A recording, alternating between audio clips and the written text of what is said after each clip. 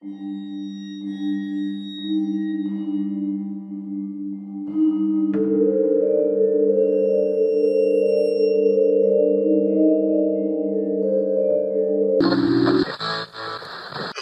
children, above and below. I am your shepherd on the moonlit airwaves, amidst strange liminal places. Here to bring you words, warnings, and various tools for survival at Reverend's Goods. So have your pods and casters money units ready for tonight in celebration of something quite special. We have the following.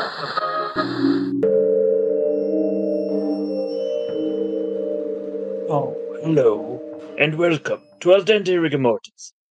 I'm Mikey, the E stands for evil. And I'm the gamer in yellow. And we are here to discuss those stories, most creepy and most pasta, and be critically silly doing it. Tonight we have Misplaced Review Cultist. He's been missing for a week. Have you heard anything? I haven't, no. I don't know what the hell happened. He normally sends us the creepypasta that we do relatively on schedule every Monday, Tuesday, but this time it came by, no creepypasta. Go over to his house, no cultist. So I don't know what's going on. However, you received a package in the mail. Yes, with a strange notepad in it that just happened to be labeled as trapped in the backlogs. Whatever that may or may not be, but I guess... Yeah. Yeah. So I guess we should read that and then do this recording later? Yeah, that's probably for the best, yeah. This is perhaps the last will and testament of Review Cultist. So we need to make sure... We need to read it and, review what it is and put it on the internet. Because, content for the content gods. I'm sure we'll give this to the police after the fact, but, we need to do our job first. That's true. All right, so this is where we fast forward, and that was a quick read. Sure it was. His mad scrawlings are kind of hard to read sometimes. That's true. I guess it's time for a rundown. I suppose so. So, Review Cultist has a dream. That sums it up quite nicely. You don't know that. He's not in his bed. That's true. I looked through the window into his room every night since he was gone, and he never went back there. I do that on the reg. What? That's pretty creepy. No, it's not. It's totally normal. We live in a creepypasta universe where these sort of things are normal. Alright. Anyway, on to the actual rundown. Okay. So, Review Cultist finds an old recorder and is transported into a creepy forest where he encounters creepy things. Like Perpetual Dusk, and more recorders that are playing different podcasts from inside of trees. Strip said that it's a recorder that's playing the podcast, just that the trees are. Yeah, but in this world, it's... This is true. Yeah. Should I just go out and say it's Recorderscape? You just did. So yeah. It is definitely Techscape, if nothing else. Because, there's tech through the rivers and everything, even, and the rocks are all recorders and such. Yeah, and we should mention that it's an audio recorder, not the recorder that you play, flute and whatnot. Who says it isn't? That's true. It doesn't say that. No. Anyway, continuing on. He finds a cabin in the woods with a notepad and a writing utensil so he can relay this story to us. And SpaghettiOs. Many SpaghettiOs. Enough to sustain him for the rest of the story. Anyway, so after barricading the door and sleeping on the couch, he is woken by the sound of a chainsaw man breaking in. Review Cultist uses the desk in the cabin to stun his assailant and runs outside to find an Axeman, whom he also runs away from. Eventually, he finds a tree to rest beside, and he can hear a podcast inside this tree, which happens to be playing an episode of Dente Rigamortis, which he doesn't recall recording. When the podcast ends, a light appears and directs Review Cultist to another cabin, which wasn't there a moment ago. Cautiously, he approaches and enters the cabin, only to find out that it's a general store. The storekeep, which is a shadow figure with a fancy suit, lets him stay for a bit, but he'll have to move on after a while since Review Cultist has no monies. And it's no monies that revealed. he'll accept. Yes. Well, he also has no money. He has no wallet, so. That's true. But even if he did, it wouldn't matter because he doesn't take dollars. Yeah.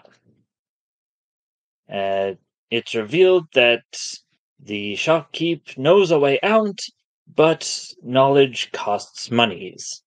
Which, again, Ruby Cultist doesn't have any, but the shopkeep lets him know that there's a mine nearby that he can go and follow in Nair's footsteps, another person who showed up to this place that also had no monies.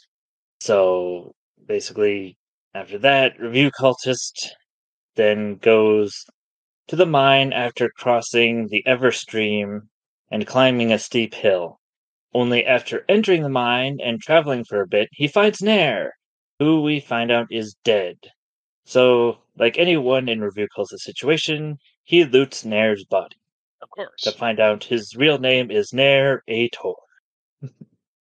And then he also finds monies. I mean, he doesn't need it anymore, right? Yeah. Well, it's the only right thing to do. Yeah, exactly.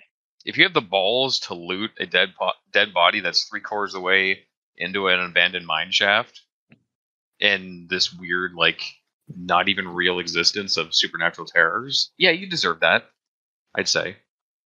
Mm-hmm. Anyway, soon after looting Nair's body, he is attacked by a lanky man with a pickaxe, who we assume is Nick, the foreman. Because he's has Nick's pickaxe, because he nitpicks. Ha ha ha. Come on. It was clever. don't play. Anyway, Review Cultist runs away, hits his head, and on his way out of the mine, gets attacked by another lanky man with a wood axe near the entrance. He gets wounded in the arm, and while running for his life, he falls down the hill that he climbed. And once he reaches the Everstream, he checks and he's not being followed, so he makes his way to the general store, which is, surprise, surprise, still there. But the first thing he does is get a med kit for 5 monies so that he can stop the bleeding in his arm. Then he just happens to have enough monies left over to get the information from the shopkeep on the way out of this liminal space or wherever he is. But he gets trapped in the thought process of, do I leave this notebook here or take it with me? And that is where it ends. So I assume we get the answer because we have the notebook right here. Mm-hmm. Or do we? That's a good question. Anyway, so now it's time for everyone tolerates the grammar inquisitions at this point. So, I did mine by entry. Did you do yours by entry? Of course. Are you sure? Yes, I'm sure. I actually did. Okay. I can see how that may have come off sarcastic or something, but no, I actually did. All right. So the first one I have here for entry 1 is I don't think I'm going to die here. Well, maybe. Who knows? So the issue there is that there's actually no apostrophe on don't, so it's don't. I don't think. Well, maybe he don't thinks. You don't know. Have you ever don't think? I don't think all the time. But yes, you're right. And then let's see, my next grammar inquisition here is actually an overarching grammar inquisition that is for all entries, but I figure I might as well get it out of the way. Yeah. So I really didn't like the use of ellipses. Like it was just too much. Really? Yep. That's interesting. Because a Because couple of my grammar things are sentences that I believe needed ellipses. well, I guess the major problem is that in written form, ellipses don't really help. Like, it's omitting something, but you're trying to put down all the information you can in this scenario of a notebook. So why are you omitting things? Or knowingly omitting things? Not necessarily like omitting things, is just like drawing it out for dramatic tension.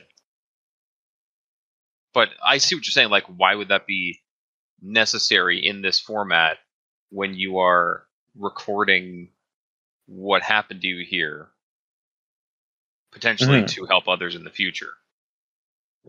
Yeah. So it's something that sort of took me under the immersion a little bit. I mean, I get it. Sure. That being said, he's potentially lost in some strange liminal space. I don't know if the most rational choices are necessarily the choices that happen. You know what would probably fix it for me? What was that? Is if you had like a misspelled word or something and it was crossed out instead of ellipses. Like, because if he's writing with pen, he can make mistakes and it's going to be crossed out. And in this book, it would, or not book, this notepad, it makes more sense that he would write something and then it'll go, oh, that's not right, and cross it out and then continue on. Yes, but again, I think you're misinterpreting the use of ellipses here. You're unless I'm misinterpreting your misinterpretation. I'm. It sounds to me like you are viewing them like they're almost like they're redactions. Like there's supposed to be a word there, but it's ellipsed out. Yeah. But why? Because the ellipses aren't used like that, are they? Yep. I've never ran into something like that. Ellipses. The ellipses, a punctuation mark of 3 dots that shows an omission of words, represents a pause or suggests there's something left unsaid. So I think for I could safely say it's a dramatic pause. Is that what you're saying? I could safely say for 100% of these ellipses, they are dramatic pauses. I think. And okay. for to give the story credit, a bunch of them are in the disjointed recordings that Cultist is hearing in the trees. Yeah. Which are I didn't have issues with those sections because it is omitting. It's when it's actually in his written form that there's ellipses. Then it's like, okay, why? Well, put yourself in his headspace right now. You are a man who has said on recording multiple times that if he's going to die, he wants to be immersed in creepypasta. He straight up wrote it in this notepad while he's trapped in this liminal space. That's how into this he is. So with that kind of mentality, it's not that weird to think that he might kind of put himself in the shoes of a writer. Like, he's not just writing down this journal as jot form notes to just take note of what's happening here. He's like immersing himself completely into this creepypasta that he's found himself in, and putting himself in as the writer, basically. Even though like he's not controlling the situation he's in, because he's lost in this space. I hope he got out. We got this, so maybe he's out. But yeah, that's the way I saw it, anyways. Okay. Well, I just find there's, even if you take a writer into consideration, most writers don't use ellipses that often. Fair enough, I suppose. Like, and I just did a quick search of this notebook because I have superpowers, and ellipses are used 51 times. Now, I'll agree that some of those are, part of the podcast or whatever and used correctly in my mind. But for there to be that many in the story or in this notebook, it seems like a bit of overkill. Really that many? Here, let me look. Yeah, I guess there are a lot now that I'm actually like trying to find them. But maybe, yeah, I'll give it to you, I suppose. There is a lot, yeah. Yes. But it's fine. All right, and that's my end of entry 1, German Inquisition. Oh, okay. So my turn? Yes, Frenchy 1. Okay. My first one is this quote here. When you're trapped in a liminal space, you write journal entries, notes, or something for the next poor soul to find. That is assuming you don't make it out yourself. So when I read that, the part where it says that is assuming you don't make it out yourself, I feel like that needed a slight break. Because the way it reads now, when I read it, is that is assuming you don't make it out yourself. Where the way that I would say that myself is that is assuming you don't make it out yourself. Like, I feel it needs a slight pause with a comma there. Okay. Or make it out of the liminal space yourself. Because he is talking about journal entries. Yeah, but like 2 sentences ago, he mentioned liminal space, so you don't want to. He's not getting paid every time he says liminal space, as far as I know. He's not. I don't think so. Man. Yeah. So yeah, for me, a little comma to break that up would be nice. Yeah. And that blends nicely into my next one. Even with the bag's protection, it took some time to clean it up once I got back home. But once I popped in some fresh batteries, it worked. Once again, I personally feel it also needs a second comma after batteries. So it would read, even with the bag's protection, it took some time to clean it up once I got back home. But once I popped in some fresh batteries, it worked. That's the way that I personally would say that. It's the same note as before, basically. Well, this might just be a situation of that's the way the cultist talks. Yeah, well, and also he's talking about the bag in that sentence, and yet the bag doesn't need batteries. But but he's not. He's talking about what was in the bag, which was in the previous sentence. Do you want me to grab more words? Well, I'm saying that he could pop some fresh batteries into the digital recorder, and it worked. Yeah. Or once I popped some fresh batteries in the recorder, it worked. Yeah. Because Like, in a vacuum, when you just read that sentence, it seems weird, yes. But Mm-hmm. you're also not reading the whole thing in a vacuum.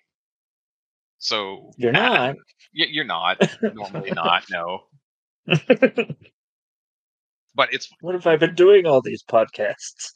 Well, you are you're a special... You are a star-like being of unknown origins. You can do all your recordings in a vacuum if you like, but us humans often don't work well in vacuums. We work with vacuums sometimes. They're great for cleaning rugs, but us being in a vacuum, not so much. Okay. But I'll move on. There wasn't anything to play back as far as I could tell. So I did the tried and tested method of saying test testicle to the mic to test the recorder itself and play it back. So I said it that way because that's how I read dashed out words like test testicles. For example, I just used a dash by saying dashed out. Like, that's how I always read words that have dashes in them. They're connected. But like, I hate to discuss the grammar of Cultist testicles, but I feel like the dashes being used here should be ellipses. I know that you're anti-ellipses right now, but every time... Okay. Every time the Cultist says test testicles, or Captain Salem or anyone else on our other podcast when we're testing to see if everything's working, it's with a delay.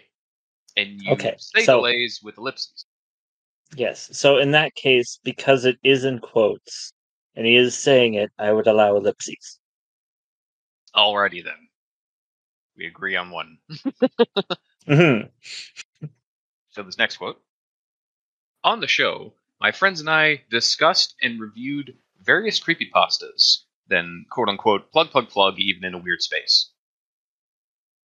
Okay, so I might be in the nitpick nook here a little bit, but Cultist, I feel that you failed to mention that we also have a sister podcast called One Last Die, where we play all sorts of tabletop RPGs from D&D to Shadowrun and everywhere in between.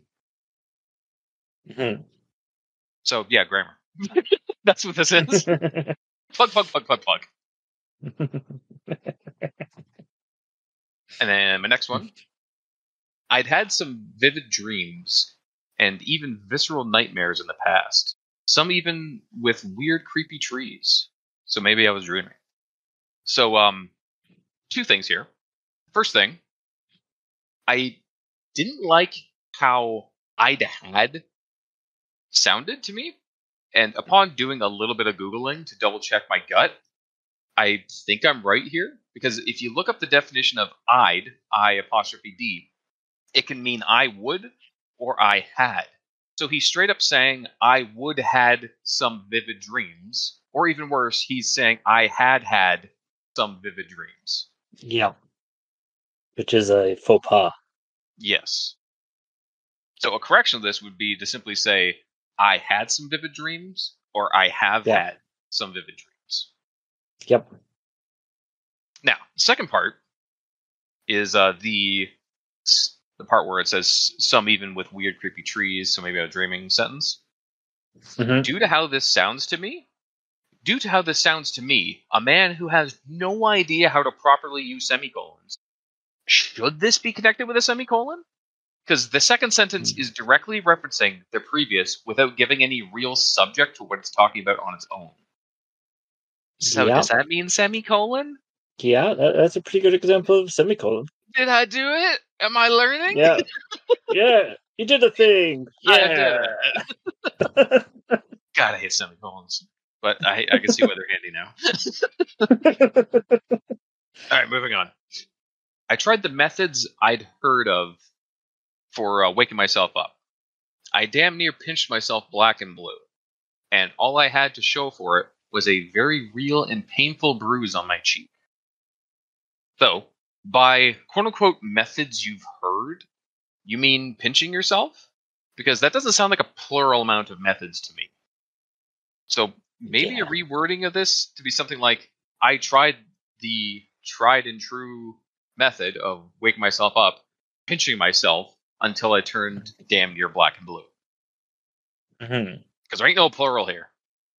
Yeah, he only tried one thing. Yeah, like, did he slap himself? Did he do other things? I think it's basically pain. That's the only way to wake yourself up from, like, see if you're in a dream or not, right? Yeah, that's true. That being said, earlier on, hell, right when he literally fell ass backwards into this liminal space, he landed on his ass and broke the recorder in doing so. If that caused pain, would that not have woken him up if it was a dream? Yes. So technically, he should have known it wasn't a dream right from Jump Street. Yep. Technically. But paranoid in the moment, I understand. And I'll move on. I know they say if you get lost in the woods, you're supposed to stay put and wait for rescue. But does that count for weird audio forests? Besides, my personal saying about these woods is, they be scary, yo. I didn't want to be out in the open when it got dark. So this is interesting because this whole time, I have been viewing this forest that you're in, Cultist, as a darkened forest already. Mainly because of this line earlier. I'm not ashamed to say it jump scared me and I dropped the recorder onto a leafy forest floor. I didn't even have time to fully process the sound of leaves crunching, as the next thing I know, in the blink of an eye, my house had suddenly been replaced with a darkened forest. So, how dark is the darkened forest compared to a when it gets dark darkened forest? You know, like, yeah, personally, go ahead. Well, yeah, especially since we get the whole it's perpetually dusk. Yeah. So. And we get that way later, because even when I wrote this note, I said personally I would have described the forest as a late afternoon forest or something like that, so it has room to get dark. But if it's a perpetually dusk forest, then lead with that. And I understand he's worried that he doesn't want to be out when it gets, like, completely pitch black, which puts it in your head that it's not pitch black now, but that means it could be anywhere from sunrise to dusk. You know, you have the words to really nail down the atmosphere and mood, so use them. Then I'll move on. I swear I will be done at one point. Okay. There were hills that the trail weaved around, climbed over, or even went up along and hugged areas densely carpeted with tall trees.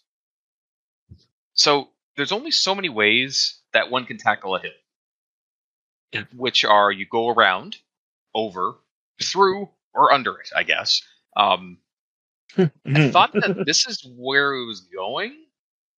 Like, I thought that's where it was going to go after it mentioned the previous two, and like for the third point to say it went up and along and hugged areas of trees it's kind of confusing. Confusing because, like, a trail that climbs over is already going up along. You know, it's saying the same thing again. So, like, when something says true. Like, and also when something says or even blah blah blah blah blah, it leads me to believe that something different's about to happen. But yeah, it just says the same stuff. Yeah, climbed over or even went up along is saying the same thing. Yeah, it 100% is. Because, like, he's walking on a forest trail right now. Everywhere you go is quote unquote along and hugging areas of densely carpeted trees. Like, there's trees everywhere in a forest trail. Yeah, that's true. Yeah. So a correction would be to, like, use this as a moment to comment that there's solid trees everywhere along this whole path, or something like that. So a correction would be like, there were hills that the trail weaved around, climbed over, and all as equally carpeted with tall trees as the rest. So, like, no matter where you go, there's trees everywhere. You can't see through them, nothing like that. Then I have two more for entry one. Almost there, guys. Okay. All right. These are a mixture of pines, oaks, and maples. The views would have been really cool if it wasn't for my circumstances in the weird atmosphere of this place. So for me, I'm not a fan of how short the first sentence is. It's like way too simple. Like you could combine these two like sentences and it sounds fine to me personally. I think it's like on the edge of being run-on-y and a little long, but it works. So I'll read that as is. There were a mixture of pines, oaks, and maples, and the views of them would have been really cool if it wasn't for my circumstances and the weird atmosphere of this place. Or is this a spot where it'd be nice to have an ellipses? Or not an ellipses, semicolon. Because you're talking about the mixture of pines and oaks and maples, and then you're talking about the views of them. Yes, so you're right. This... Yeah. Yeah, if you wanted to keep it a little shorter and like give that hard break, but still have them like connected, yeah, for sure. That's also acceptable. And then my last one for entry 1. I could understand a few words, and it sounded like some people talking to each other just around the next bend. So I put that little bit of a break in there. I exaggerated a little bit, but there's a comma there, and I feel like the comma does not need to be there after talking to each other. Because without it, it would be, I could understand a few words, and it sounded like some people were talking to each other just around the next bend. Instead of talking to each other just around the next bend. Like, it seems unnecessary to me. I could take it or leave it. Yeah, I won't die on this hill. But yeah. Alright. Now the all-important question. Are we doing notes for entry 1 now? Well, it's continuous grammar inquisition. Okay. So just get grammar inquisition out of the way and then do notes for... Okay, sure. The entries. Are you okay with that? I don't have a choice. You're the host here, sir. I'm fine with that. Again, I also won't die on this hill either, so this is fine. Okay. So, in entry 2, my first quote here is, he wore a wife beater with greasy coveralls, held the chainsaw with heavy leather gloves, and had a burlap sack over his head, held there with a rope around his neck.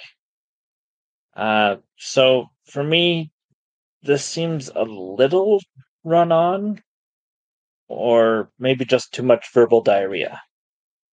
But it's not really diarrhea because those are all like descriptors to give us a visual of the character. Yeah, that's true. So like none of that is useless. No. But it could be broken up a little bit. Yeah, like you can start by talking about like the chainsaw and the gloves and like the stance he has. Like he looks angry, then you cut there. And he's like, he was wearing this. So you're not talking about the whole thing in one shot. So I agree with you there.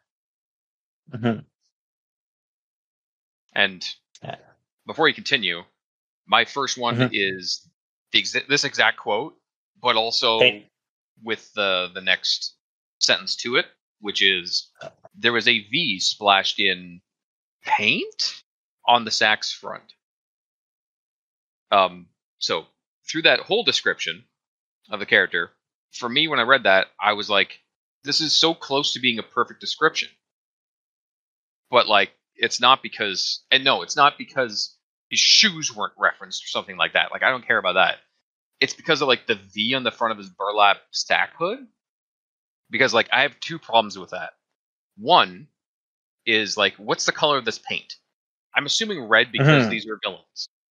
And and that would also bring into question, like, is it paint if it's red? Because it could be blood. But it's not said. And then two, like, is the V truly splashed on the mask? Because when I think of the word splashed with paint, I think of it as either you're peppered with it like a light amount of splashing, like light peppering of paint. So like that just has like little splashes all over. Or it's like someone threw a balloon filled with paint on the mask. And neither of those translate very well into a V shape. That's true. Now, if this was actually splashed with blood, that changes everything. Because the V shape of blood would be like splashes and blood sprays from him chainsawing into a victim. And there's just like the fountains coming up, hitting him on either side of the blade of the chainsaw, hits him in the face and creates a V. That would make perfect sense. But like later on, it straight up says it's painted on when you meet the other guy. So it is paint. So I gave up on the blood version then. But still then I'm like, what color is it? Because like I'm too color focused is what I've realized. I realized it a little while ago. Yeah. But it's true. Like if we're trying to visualize this world, I want to know. It only takes a second to say what color it is. Yeah. But because we don't have that, I'm assuming they're white paint from this point, just because it's the blandest color, and everyone's got white paint laying around. So, I think I visualized black paint, so it's also a neutral color that everyone has. Yeah, although that doesn't pop very well against like burlap. I guess it might though, because burlap isn't really a dark color. I don't know why I'm going so deep into this. We should probably move on.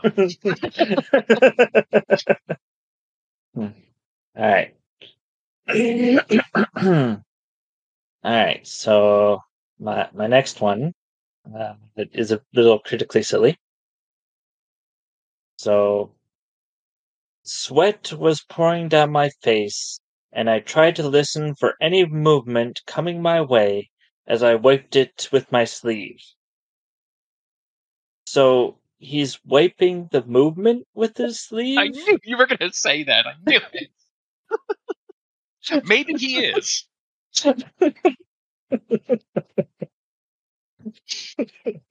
Yeah, he's like casting some spell with his sleeve. There's movement over there, so I'm going to cast unmovement with his sleeve because he's a wizard after all. If you can call the cultist of Cthulhu a wizard. Yes. All right. And that's the end of my entry 2 Grammar Inquisitions. Okay. I'm beginning to worry if I accidentally put some Grammar Inquisitions in my actual thoughts, because I'm not getting a lot here. Maybe. You put some grammar stuff in your actual thoughts? I think I put some actual thoughts in my grammar, honestly. We got a real like Reese's Pieces situation going on here. Either way, moving on. Yes.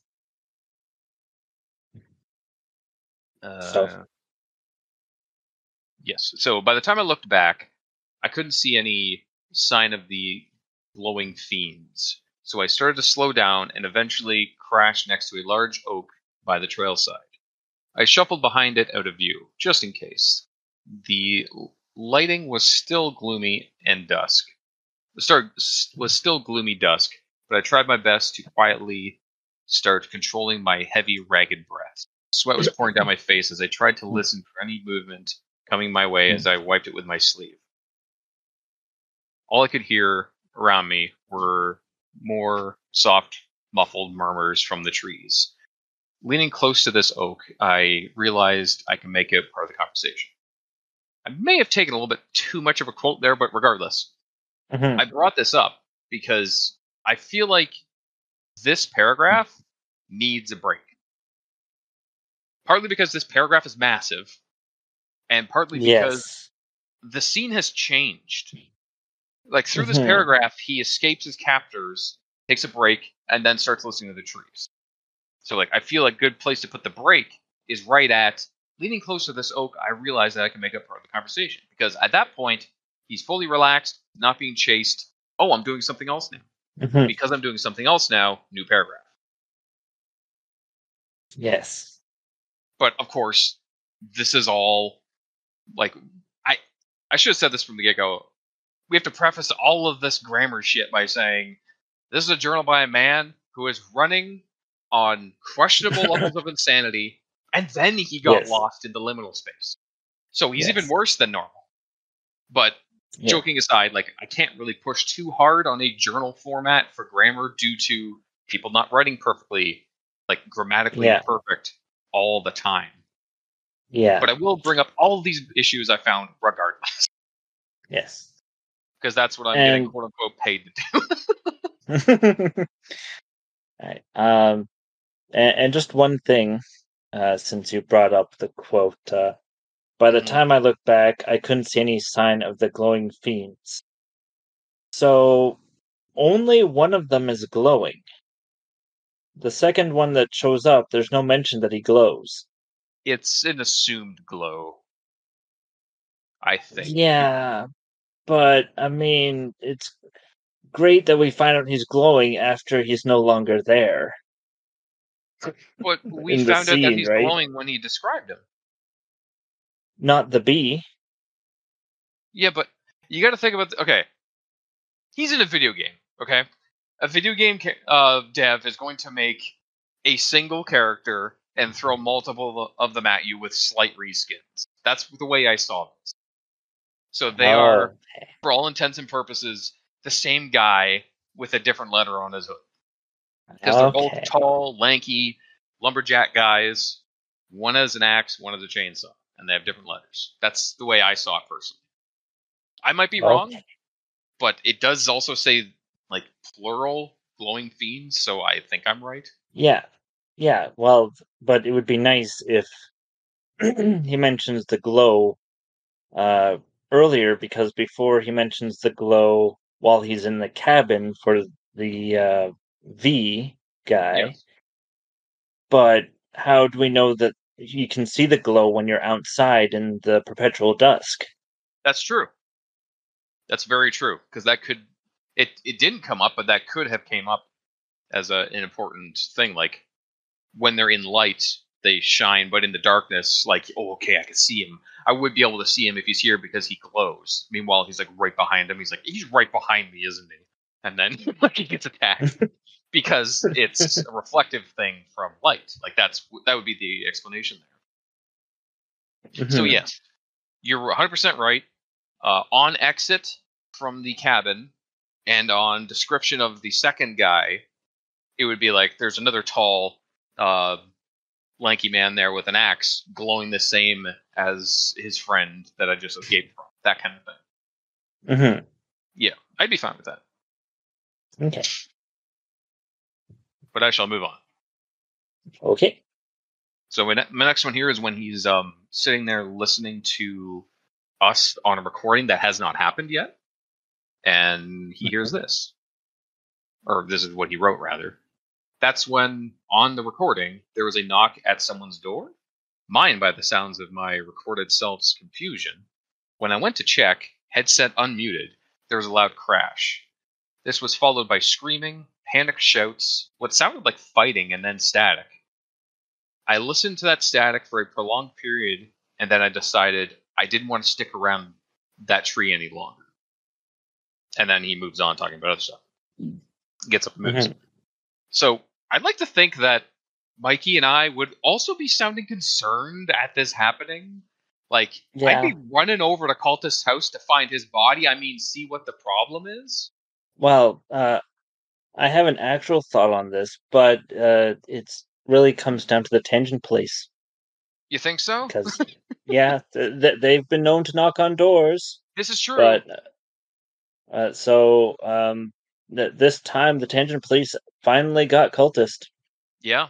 I guess we knew who it was. It's like, well, I'm not going to go over there and get arrested by the tangent police. I go on tangents all the time. Exactly. I can't go back into tangent jail. I'm never going back. But yeah, all joking aside, did we really not say anything on the recording there, Cultist? Like, seriously? Come on. We would have at least seemed concerned ourselves, because it seems like for a recording that is, for an instance where he's hearing multiple of our voices, we are oddly silent. Not that we need quotes. Just mention that we're there more, That's all. Hmm. And then I'll move on. This next part is when he's getting up from the tree, and he sees that there's a new cabin there, and he goes to investigate it. Mm-hmm. It appeared to be a short, old light post near a building now on the side of the path. Another cabin-looking structure, I think. Regardless, I said it that way because that's how I read it. Like, This is why dashes are important for descriptors, as in, this personally, I think, should be cabin dash looking. Otherwise, it sounds like it's a cabin that's built for the purpose of looking. Because that's how I read it first. It's a cabin looking structure. Or the cabin is looking at Cultist. Maybe. Regardless, a dash would clarify it a lot. Yes. In my opinion. And then my last one for entry 2. The interior was a cross between a modern gas station store with fluorescent bulbs bathing everything in a soft, humming light, and an old-timey trading post with the rustic decorum and antiquated yet new-looking goods. So that's all one sentence. Pretty long. I feel like it needs a comma to break it up. Right when it switches between the two types of things it's like. So it'd be like, everything in a soft humming light and an old-timey trading post, comma, with the rustic decorum and antiquated yet new-looking goods. Because it is, he's describing it as two separate things, but a little slight break with a comma in between would make it flow better, in my opinion. That's fair. And now we're on to entry 3, the final entry. All right. Looks like I got some more for this one. Okay. All right. I have a lot less for this one, oddly enough. After I left the Reverend's goods, I started hiking along the path away from where I had walked and ran previously. So I feel like there needs to be a comma between path and away. So it reads, after I left the Reverend's goods, I started hiking along the path away from where I had walked and ran previously. Yeah. I'll basically probably agree with you on most sentences where you're adding a comma in, just because, like, it's nice to have little breaks and make sure to, like, parse everything out properly. Yeah. All right, the next one here. As I got closer, I saw the form of a person crumpled out on the bloody ground. And to me, crumpled out doesn't sound right. Shouldn't it be crumpled up? Yeah, because it's like crumpled up or splayed out. Yeah. Out sounds like you're going outwards with the body, right? Yeah. Which wouldn't be crumpled. No, it wouldn't. So yeah, you're right. All right. And my next one here is something I had come to notice in my travels here. There were no stones or boulders on the ground. So my issue with that is here and then there right after sounds weird. So I rewrote it as something I had come to notice in my travels here was that there were no stones or boulders on the ground. Yeah, that does look a lot better. Okay. Because the way it is, it almost sounds like it's meant to have an ellipses in between. Not that we need more of those, right? All right, and the next one here seems I have a note that it seems a bit run on. I crouched down beside them after looking back and then behind the body for any movement and didn't like what I found. So the reason why I say it's a run on is because it has and twice. Yeah. Usually you just want to try to do one, right? Yep. So I didn't actually make a correction for how I would rewrite it. The last and, you could just say, I didn't like what I found. That's true, yeah. that, and have it spread on his own sentence. Pardon? So, would we want to break that out? So, have the sentence end with any movement period. I didn't like what I found, or would it be ellipses? I didn't like what I found. Or not Do you want ellipses. to add? Ugh, Do you? ugh, ugh. Semicolon. Oh yeah, you could semicolon it, I suppose. Yeah. I mean, this is so many semicolons in this. I just leave it as a comma. I just say I didn't like what I found. Okay. Well, but my main comment is a bit run on, so. Oh, so you're I, wanting to shorten it? Yeah. yeah. So, Then yeah, period it out. Have it as a short little sentence for like the drama. All right. So the next quote here. I didn't even bother trying to lift and see their face. The smell of blood and brains was gradually starting to set in over me. Set in over me sounds weird. It does. I don't know why I didn't pick up on that.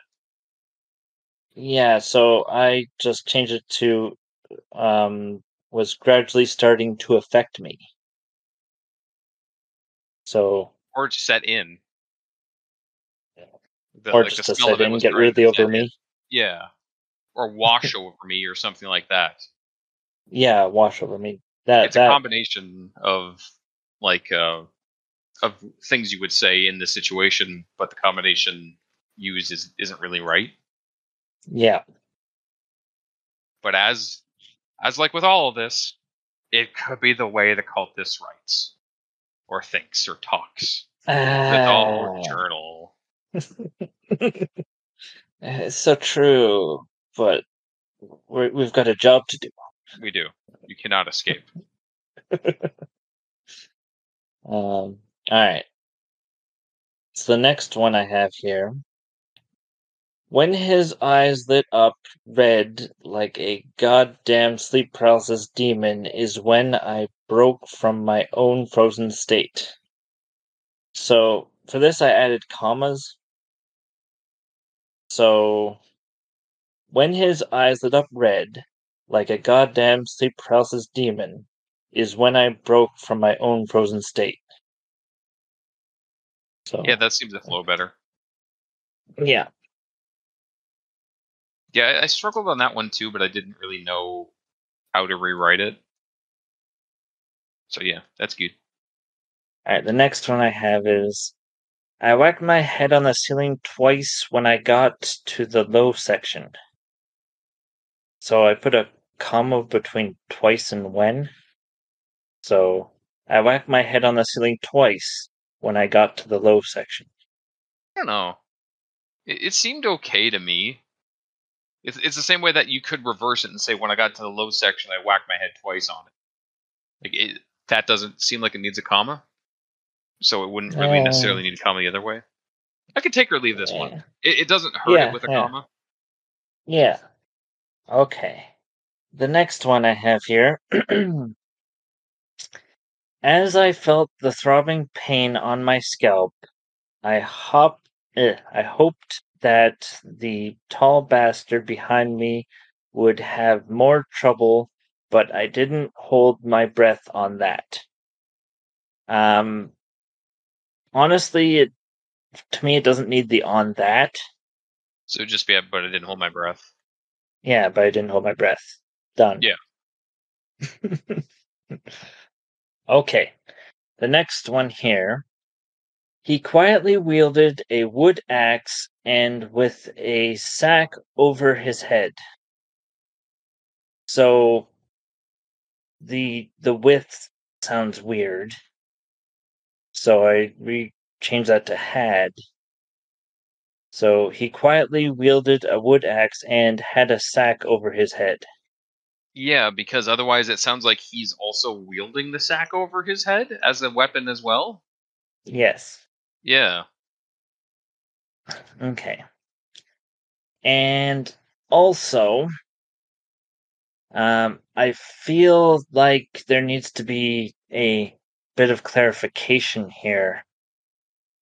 Because when I think wood axe, I think of the wooden axe in Minecraft.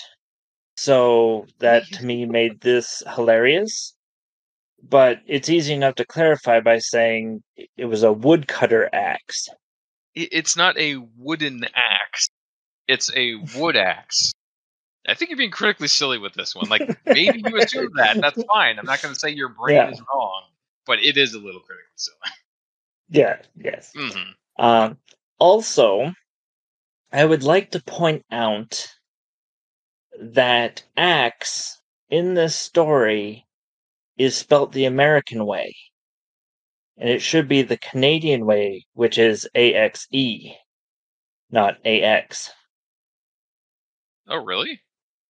Yeah. He does both, though. No, sorry, that's pickaxe, where the other one shows up. Yeah, pickaxe is the one where I get annoyed because choose one, with an E or without. Yeah. Because he says pickaxe twice, and one time is without the E, and one is with the E. So I just got annoyed. Fair. All right. Now, the next one here is definitely a nitpick, but it's a hill that I will die on. Good. So the quote is, "Maybe I'd buy a sausage farmer's wrap with a coffee. Or fuck it, 2 farmer's wraps."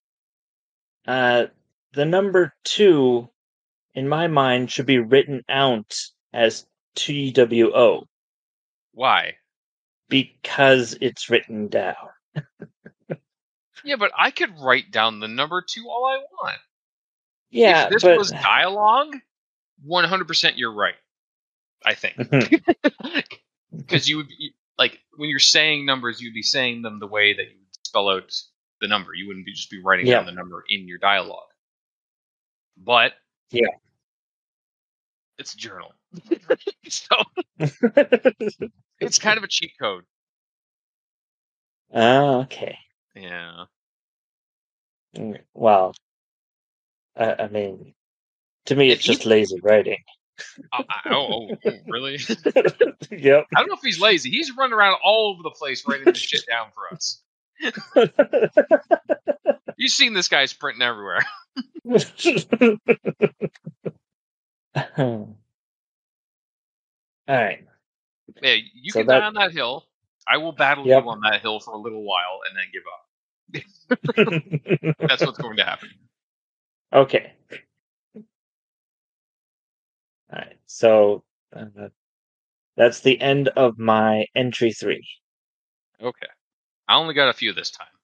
So these are 2 paragraphs that I feel should honestly just be clicked together because they're very tiny. Okay. And they're talking about the same thing. The other side of the stream had more hills and slopes than where I had previously been walking.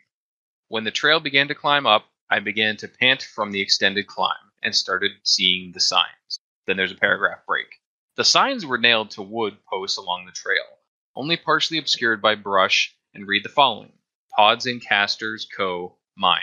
Work available. Inquire with the foreman. Warning. Watch out for Nit's pick. And then it goes on to another paragraph. So I just think those 2 should be clicked together, as I said before. Yeah. And I feel I need to bring up a actual thought here. That I'm very disappointed that there's no Nit's Pick Nook. Yeah, honestly, yeah. I was expecting it, and I forgot that it didn't happen, so now I'm sad that it didn't happen. Fuck. I'm gonna change. We didn't do initial recommendations. Well, I'm going to change my final recommendation now. Crap. Well, do I do... No, we'll just do final. It's fine. It's too late. Okay. Way too late. Yeah, maybe he came out of a nook. Maybe the nitpick nook is like the hole in the back of frickin' Nair's head. That's a nook, right? I don't know. Well, because I hear that the nitpick nook is very comfy. It has a comfy couch and everything. Yeah, it'd be cool if like Nit was like hanging out in a little nook in the mine on like a comfy couch or a chair or something, and then he spots Cultist, and then he has to get out of the nitpick nook, out of Nit's pick nook, which would mean that it would be a nook that has a whole bunch of different picks in there from all the different miners that he's murdered. That would be cool too. Yeah, so it'd be Nit's pick nook. Wow, I'm a genius. All right. But we can't exactly create what happened previously, what actually happened to Cultist in this liminal space. He's just recording what happened. That's true. Mm-hmm. Yes. But on to me to wrap up grammar. Yep. Okay. Oh, sorry. I already did my first one. Never mind. Moving on to my second one to continue wrapping up grammar. Yes. Up ahead was a sign on the tunnel wall which said Foreman's Office and an arrow pointing forward. I began to slow. That hum from the stones and the other unpleasant hollow earth sounds were all around me. So for me, when I read this, the I began to slow bit was like, I felt like it's an odd thing to say. It took me a few reads to actually get what he meant. And I think he meant I started to slow down to a more paranoid pace. That kind of thing, right? Because he's saying, like, it's getting weird here, so I'm going to slow down and be more careful. Yeah, I had that sort of thing too, where it's like he's already going slow. So him saying that he began to slow, or what was the quote? Yeah, it began to slow. You're right. Yeah, so he's already going slow, so why is he beginning to slow? It's like the darkening darkness of the dark forest. Getting darker situation. Yes. If it said I slowed to a crawl or something like that, or just specifically said I like slowed down even more because I'm getting paranoid the further in I'm going, or something like that. Yes. There's something more to get us in the headspace of them, you know? Mm-hmm. And then my last and final grammar in yellow. I could hear both soft and heavy footfalls coming from above me. So aching all over, I got up and continued downhill. So for me, this is just another, it needs a little comma, in my opinion, where it would be, I could hear both soft and heavy footfalls coming from above me. So aching all over, I got up and continued downhill. Instead of, so aching all over, I got up and continued downhill. Yes. Okay. I agree. We did it. We got through the grammar. Yes. We are an hour into this recording. That's also rundown. Surprise. Yeah, surprise. I have another part of grammar, which is the conjunction junction. You do? I know, right? I figured you would have hardened him against this. It's like, there's no way I'm starting any of this shit with its, ands, or buts. Because I know for a fact there's always better words to use. But, ooh. And now, a conjunction junction with Mikey. The E stands for evil. Take it away. But I digress. Let's start at the beginning. So you can imagine my excitement when I was hiking in my local forest and found an old digital recorder in a plastic bag. It just stays a perpetual twilight. It sounded like they were talking about some movie, like they were reviewing it. And there were others talking, but with other topics. It wasn't people, it was trees, or rather logs. It tasted fresh and fine, and I was getting hungry at that point. It was my co-hosts and I on Dente Rigamortis, and we were discussing a story, as we do, but again, I didn't recall the conversation. It was a light that wasn't there before. It appeared to be a short old light post, near a building now on the side of the path. It had this melodic drawl, similar to a friend of mine in Kentucky. So I sat down and checked the satchel, where I found the thermos, candles, and the notepad I find myself updating in now. It sounded like he had started fidgeting with the radio back there. So I guess my next stop is a mine to get money units, so I can find out how to get out of here. It gave off a hum when I touched it. It's an in-joke from my podcast, which apparently is a thing here. It was actually the repetitive click-clacking sound coming from beneath the cloth covering that gave me an indication of danger. So that's my next step. Follow a stream off path till I find a set of old rail tracks and follow them home. Or, who the hell knows? Maybe the tracks will pop up right inside my house and I can just call it a day. A really weird, painful day. Okay.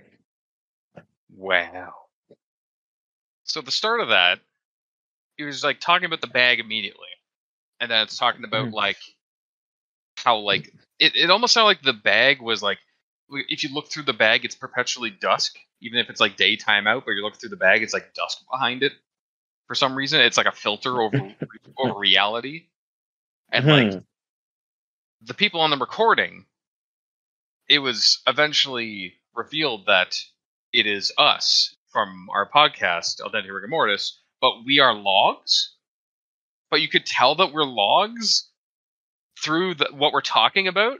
Like, we're log people talking, like reviewing log-based creepypastas or something like that. I don't know. Very weird.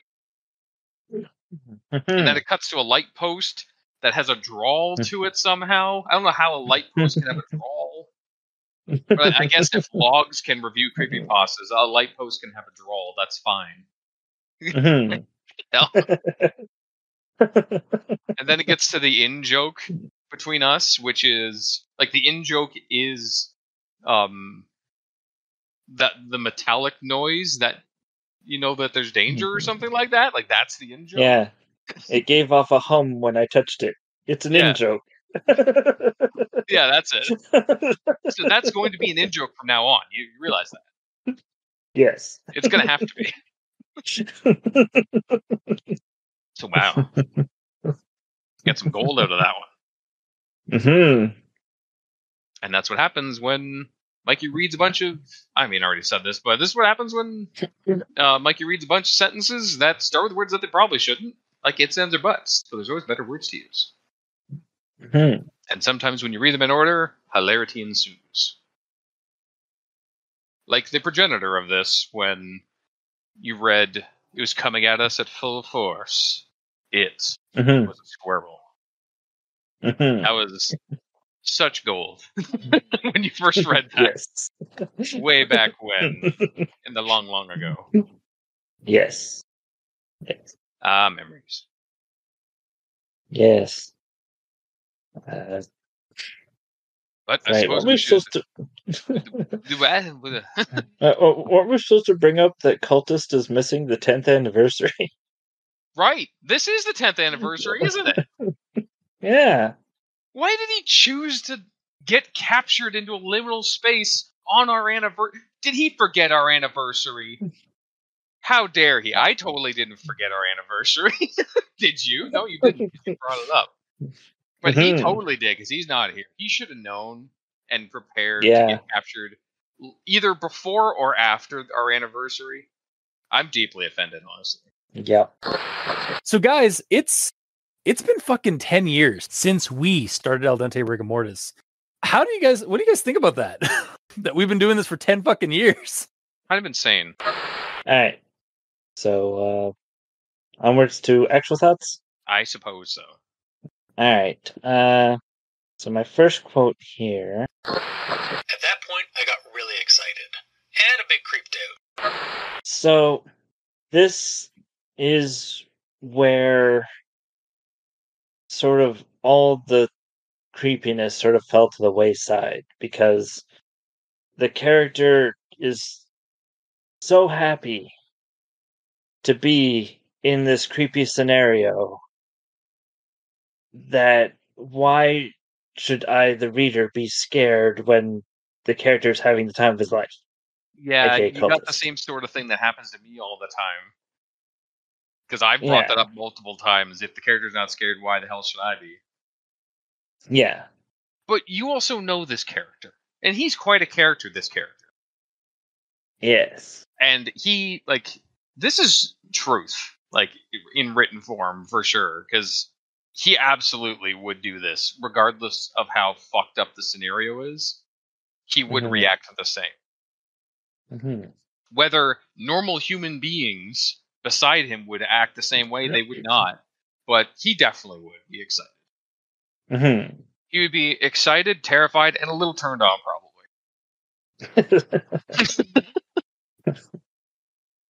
All right. And then something that I have in my notes here is that personally, I don't think I've heard the Cultist say testicles. No, that might be an in-joke, like the soft humming that you feel when you touch it. Oh, yeah. An in-joke on One Less Die. Yeah, for sure, yeah, because it's something that mostly Captain Solenum does when we start the recording, because we have on One Less Die, our sister podcast, where we do D&D games, or tabletop games, not specifically D&D. Regardless, we have a physical mic. And we start the recording, and you can see the levels move when people talk. So we need people to say words to see if they're picked up from their seated position. And often it's people just saying hello, hi, penis, whatever they want to say. But often Captain Solenum, he does his testing testicles. Pretty much every time. So that's where that's from. Okay. So that's just I didn't get the in-joke, because apparently I'm not in. Yes. So. And technically, most people reading this would not get it either, unless they also watch our sister podcast. But even then, that part usually gets cut out. So I think that's just for us. Because I don't think he keeps the testicles in there. I'm pretty sure he chops them off. That sounds weird.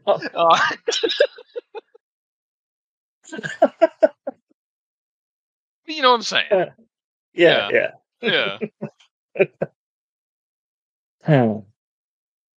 Anyway, on to my next actual thought. Okay. Please do. Save me for myself. Probably should have noped away from it when I heard my voice through the grainy speaker. But it was saying stuff I had never said, or at least I didn't recall saying at the time. So, my note here is that there is such a thing as, voice doppelgangers. People that have the same sounding voice on recording. So, it might not be him that he was hearing. But what are the odds that 3 people are doing a podcast reviewing creepypastas that sound like each of us individually? It's not out of the realm of possibility. Really? We're pretty niche, man. Yeah, it is pretty niche, but there is a very slim chance. Okay. I suppose. Alright. So my next actual thought here. The jump and the sudden change in my surroundings caused me to trip up and I fell over. At which point I just envisioned Cultist standing straight up and then going blah. Oh, forward. Yeah. Not unlike what happened, although he fell backwards, I believe. Yeah. But he did still, go like basically straight up and then straight over. Yes. Knocked right on his ass. Alright. So, the next actual thought is the quote. The call was coming from inside the goddamn trees. Now, I get that this is a reference to the call was coming from inside the house. Yeah. But in the story, It's just audio recorders. There is no phone, thus there is no call. But you gotta appreciate, though. You're not wrong, but damn you. No, it's not a call, but like, Cultist is completely saturated with internet content. Mm-hmm. So at any point, some of that saturation could drip off into his writings or his real life or anything like that. And that's exactly what happened here. Yeah. But you are not wrong. You're not wrong in the slightest. Yeah. So my note here is, for me, this line just fell flat, like the Cultist did earlier. Ooh.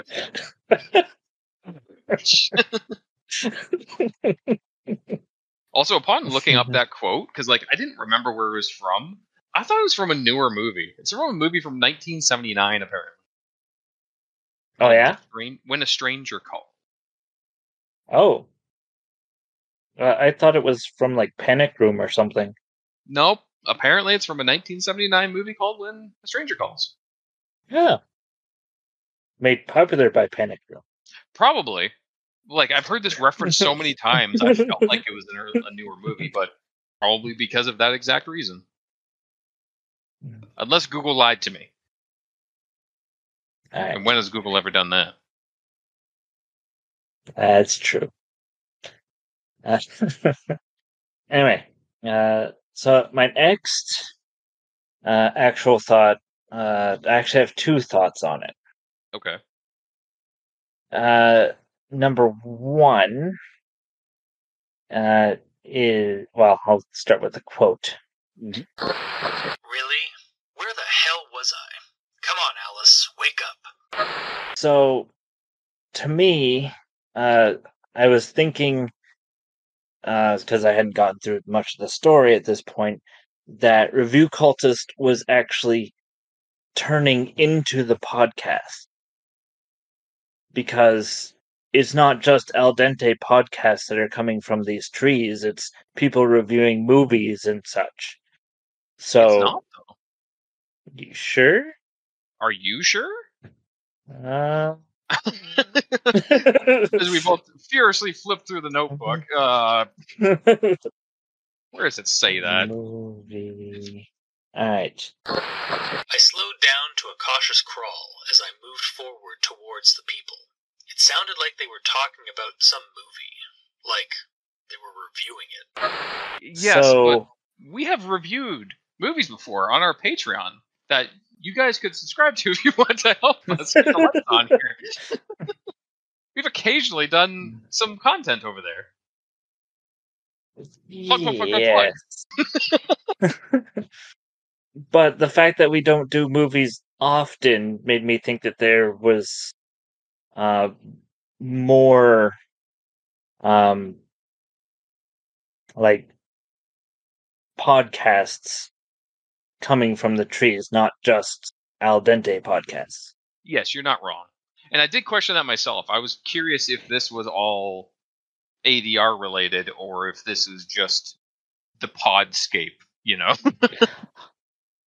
Ow! You okay over there? Ow! I just remembered the Alice movie.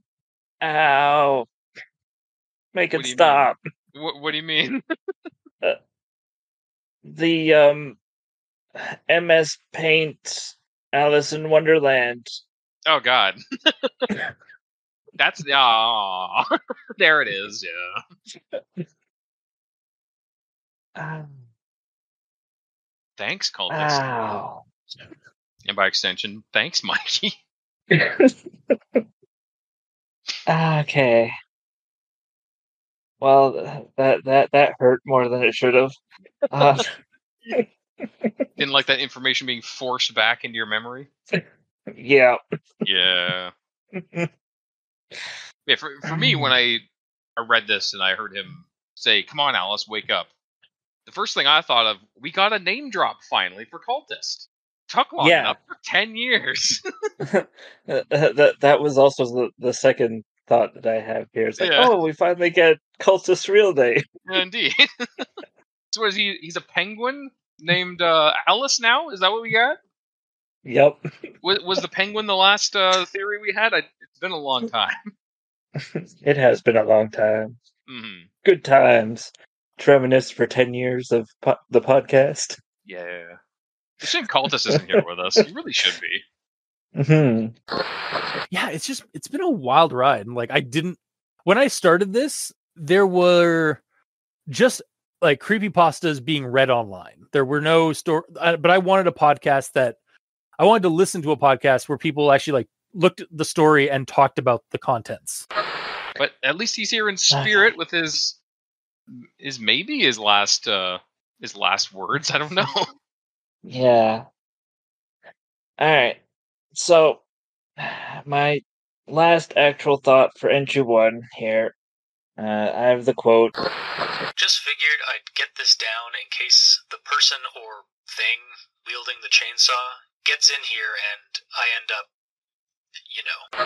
And my thought here is classic. I know what's going to happen. They're going to end up having a tea party. This is Alice we're talking about, right? That's true. How did I not see that?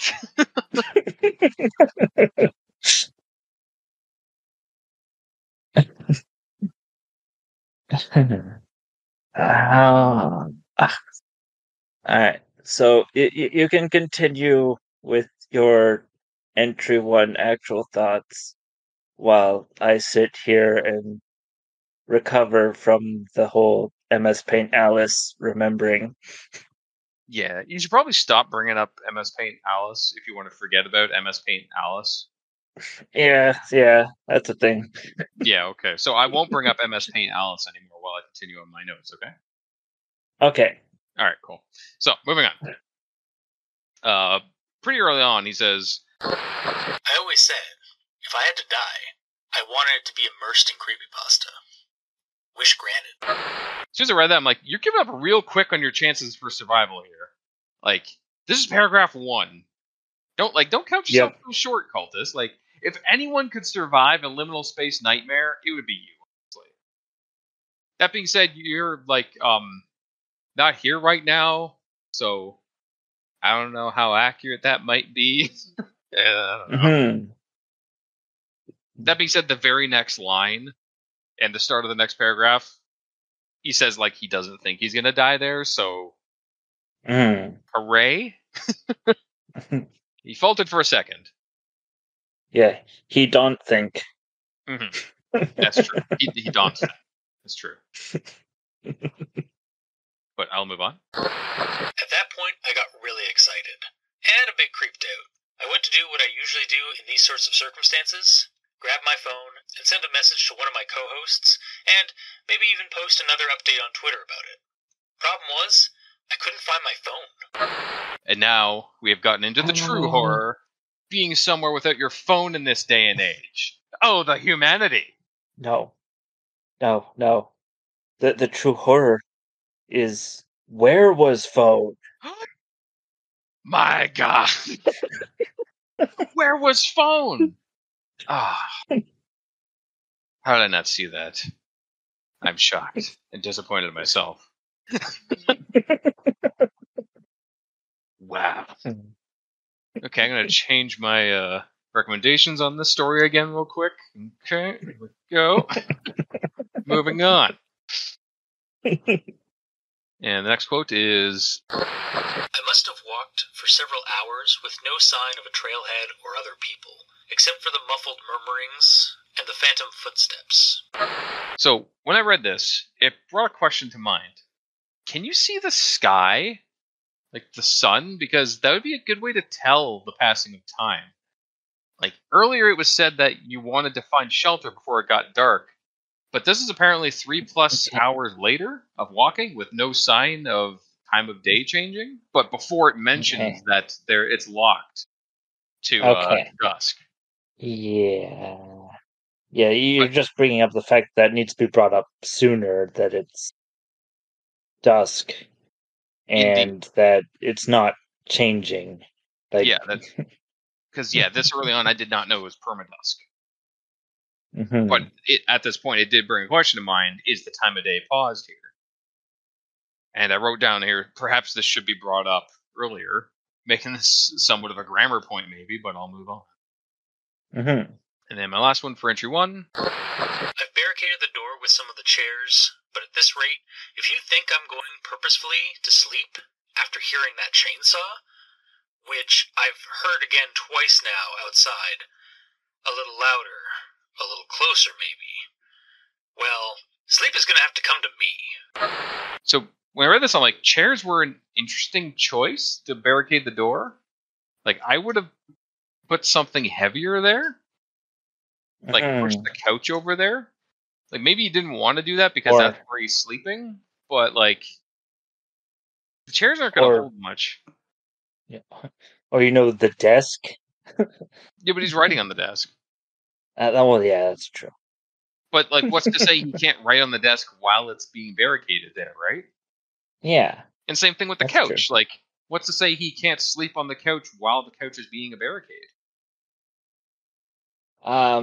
Well, I think the issue here is that he didn't want to write himself in the corner where the barricade was too good, and he had barricaded himself into this cabin. So he ended up dying, type thing, because of the chainsaw man. What do you mean, write himself? This is what actually happened to him. Yeah, but okay. So he didn't want to fully barricade the door. He just wanted to make it an annoyance, so that when Chainsaw Man arrived and cut down the door,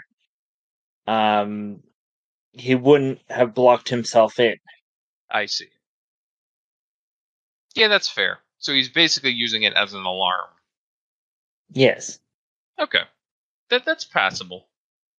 But yeah, that's the end of my entry 1 note. So on to entry 2.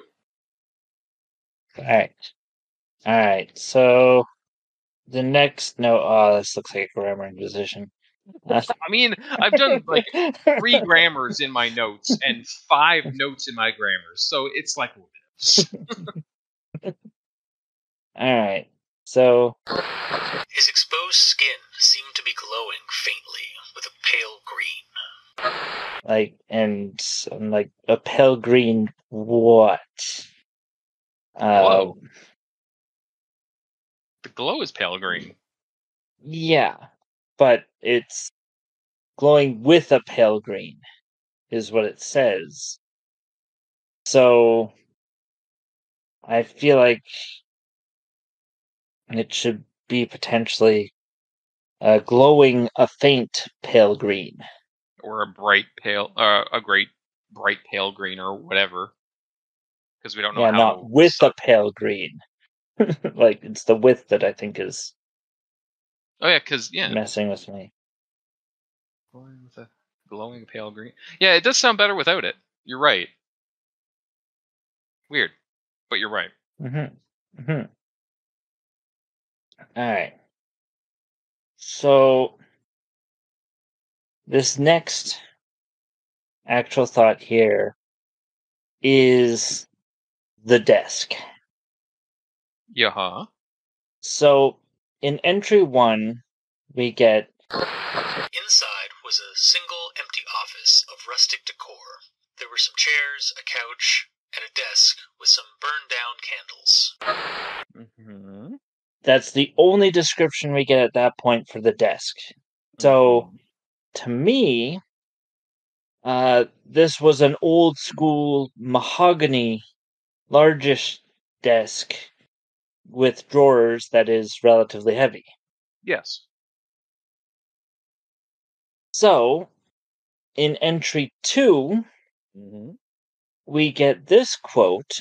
I know where you're going. I was able to kick the desk into the tall guy's shins, and he backed up enough for me to vault past and escape through the door. I know what you're trying to get at. He couldn't possibly vault over the desk. No, I know you're not trying to go there. Please continue. So, This is where my theater of the mind exploded. Oh no.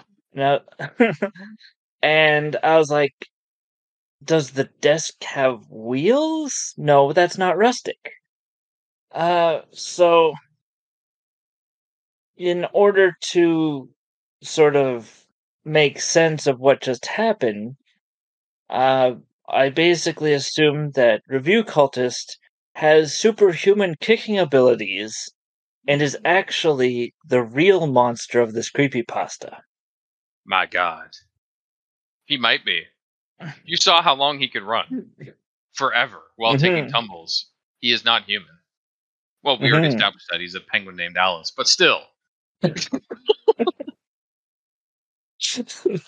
What a revelation! But yeah, for me, honestly, when I read this, I kind of had a problem with it too, but I let it slide. I didn't make a note of it because the way that I thought of it is, it's not that he's like across the room and the dude kicks down the door and he's like, sup? And he just like Spartan kicks it and the thing goes flying towards him with anime lines all around it. That's not how I saw it.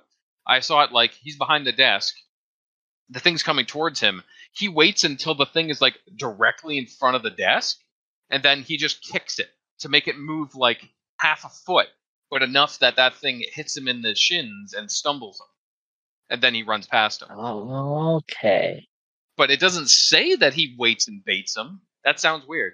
But regardless, it doesn't sound like he's setting up a trap to do that. No. It just says he kicks it.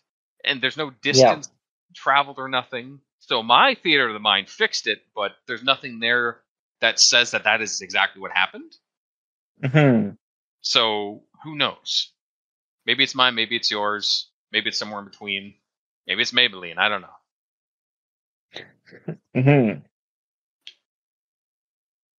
Alright.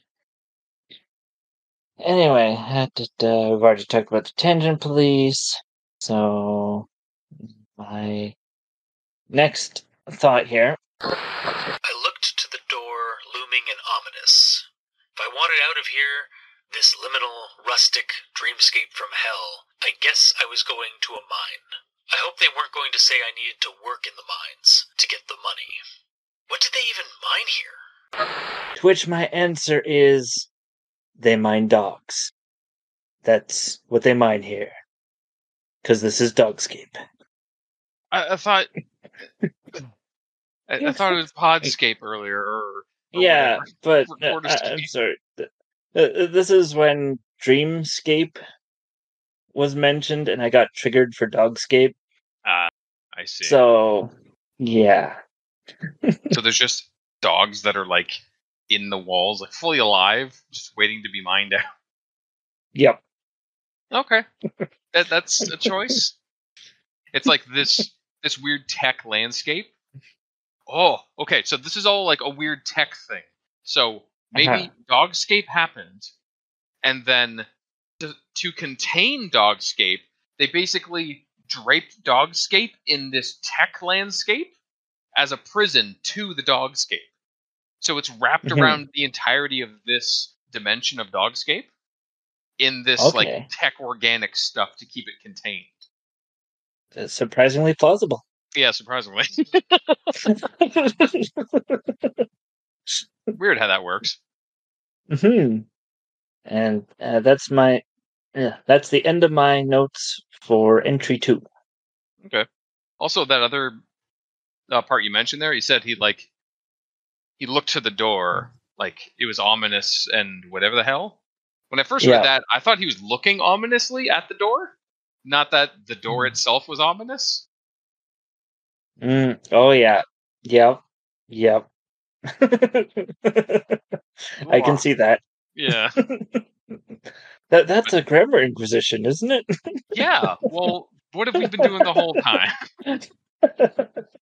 We almost should have just read everything. Like, here's everything on entry 1. Now everything on entry 2. Because we're mixing and matching. It's fine. Because you know what? You never suspect the Grammar Inquisition. Even in the notes, you never expect it. So we're just... That's just how it is, you know. You can't help it. But I'll move on. So this is during the chainsaw guy attack. Okay. Oh yeah, actually, this is about the kick of the desk and all that into his knees.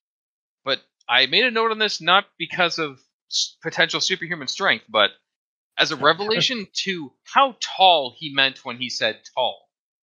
To the fact that the guy's knees are above desk height. So, how big is this cabin then? And how big is his chainsaw? Oh yeah, does he have like a normal sized chainsaw and it looks tiny? Yep. He might. That's kind of adorable.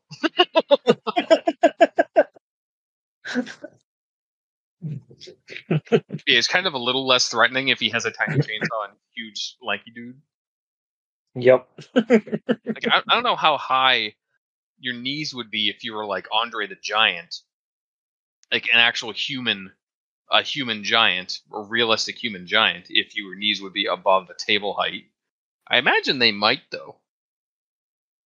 I don't know. Depends on the table. Like, Well, standard was it desk actually?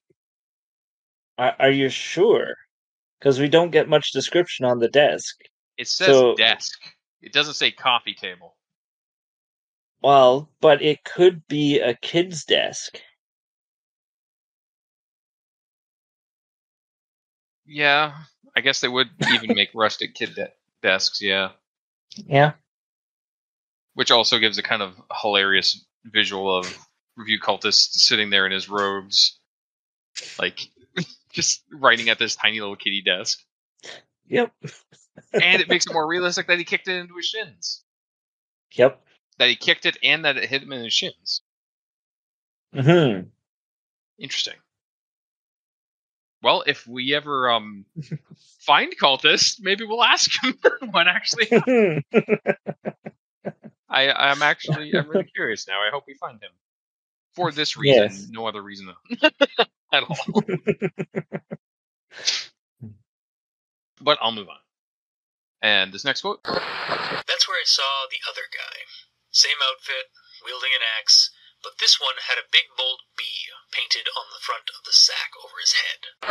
So I read that, and then I was like, So we have V chainsaw guy, B axe guy. And they're both loggers. So is this vlogger and blogger? I wonder if that was intentional or not. Yeah, It has to be intentional, right? Blogger. It has to be. Yeah. Absolutely has to be. If he says it is, and it actually isn't, and he's lying to himself, I will laugh, but I feel like it has to be. Yeah, that makes too much sense. Did I ruin it? Is this a thanks I hate it situation? Well, no, it helps because I didn't know why they had the V or the B. Yeah, there was no real reference to it. Yeah, and then, I mean, technically we should see the B guy show up again, because, I mean, there's just a guy with an axe, but it doesn't say has a B later on. Well, I think it's assumed that's the same guy. But we don't get the description of the B. That would make it clearly obvious. Yeah. Because we don't get the description, I assumed it was a third guy with an axe. It's possible. There might be more. But yeah. Mm-hmm. It would be nice if it said the B-sack showed up with his axe. If B-sack is here, I'm sure V-sack will be right around the corner. Yep.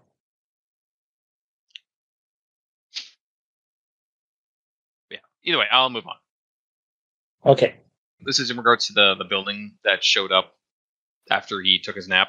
Mm-hmm. I approached the building cautiously, looking around and expecting something to happen.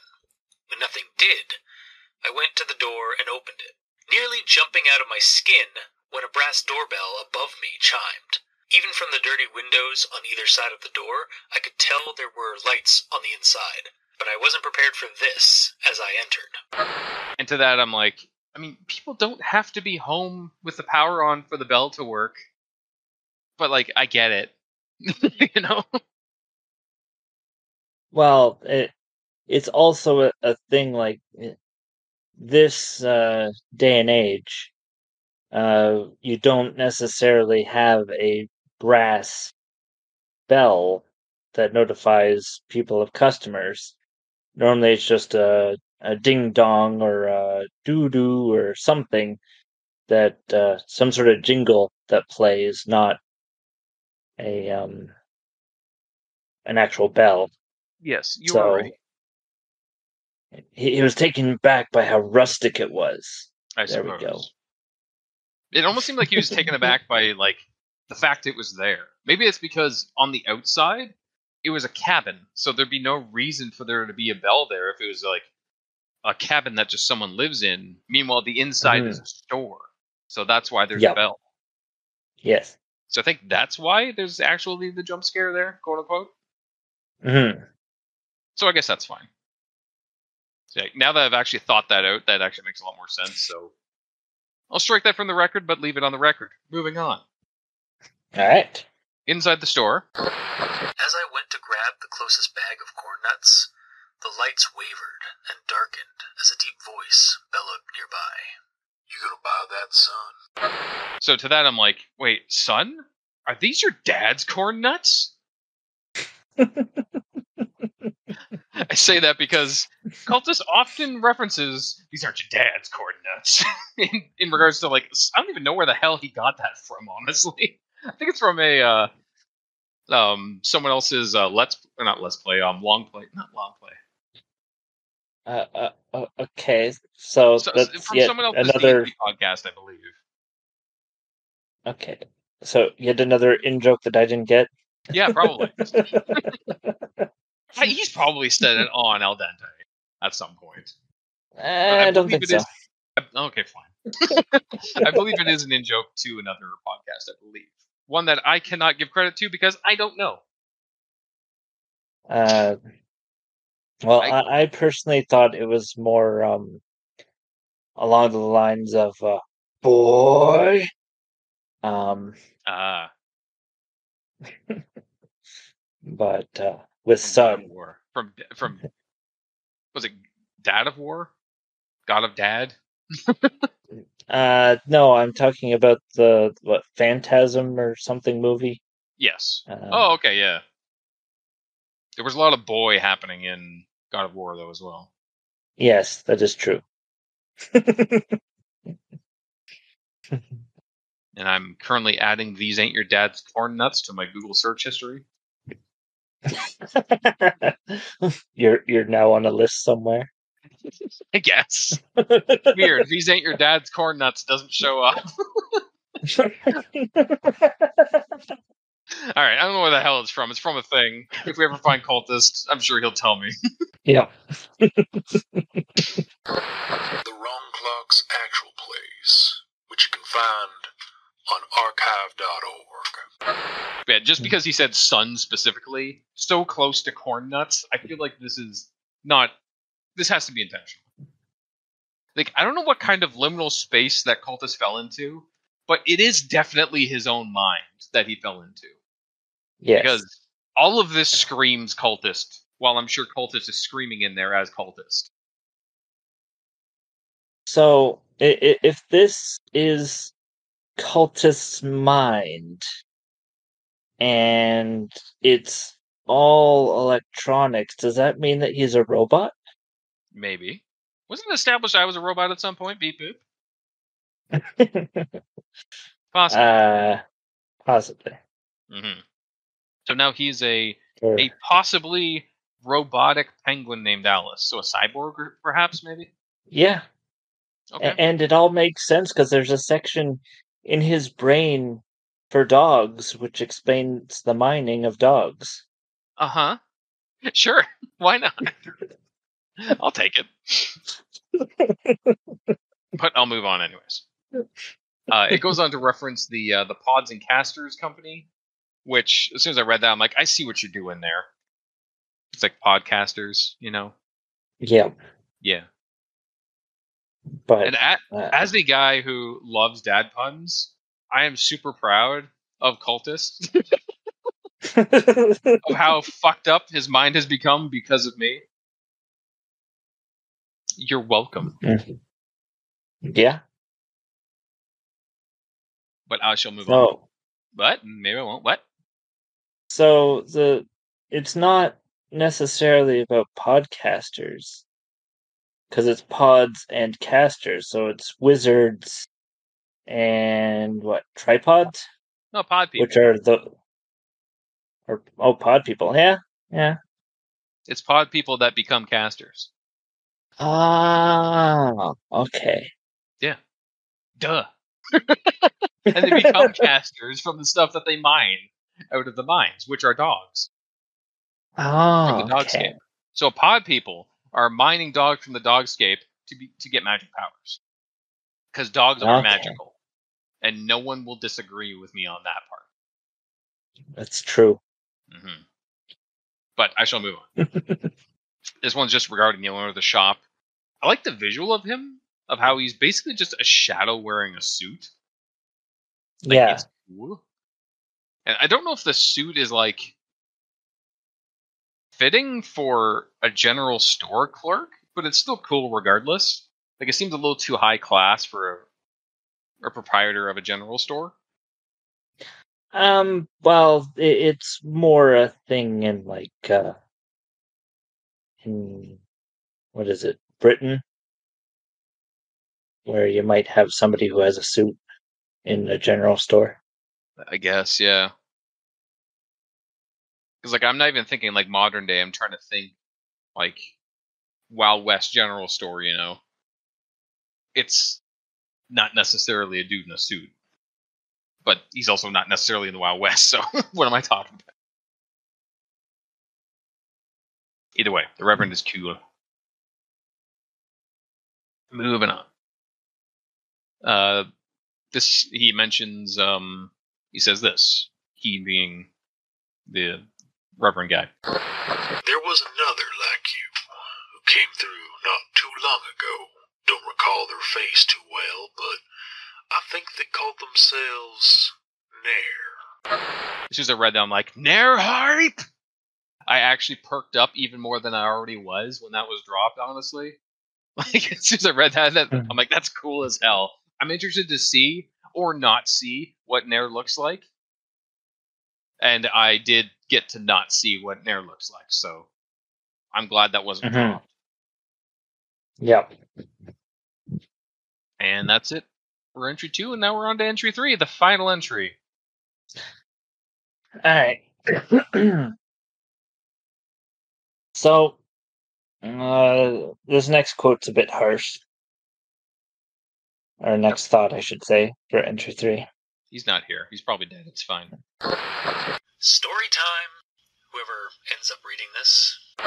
Twitch my response says, finally, we get to the story. Ouch.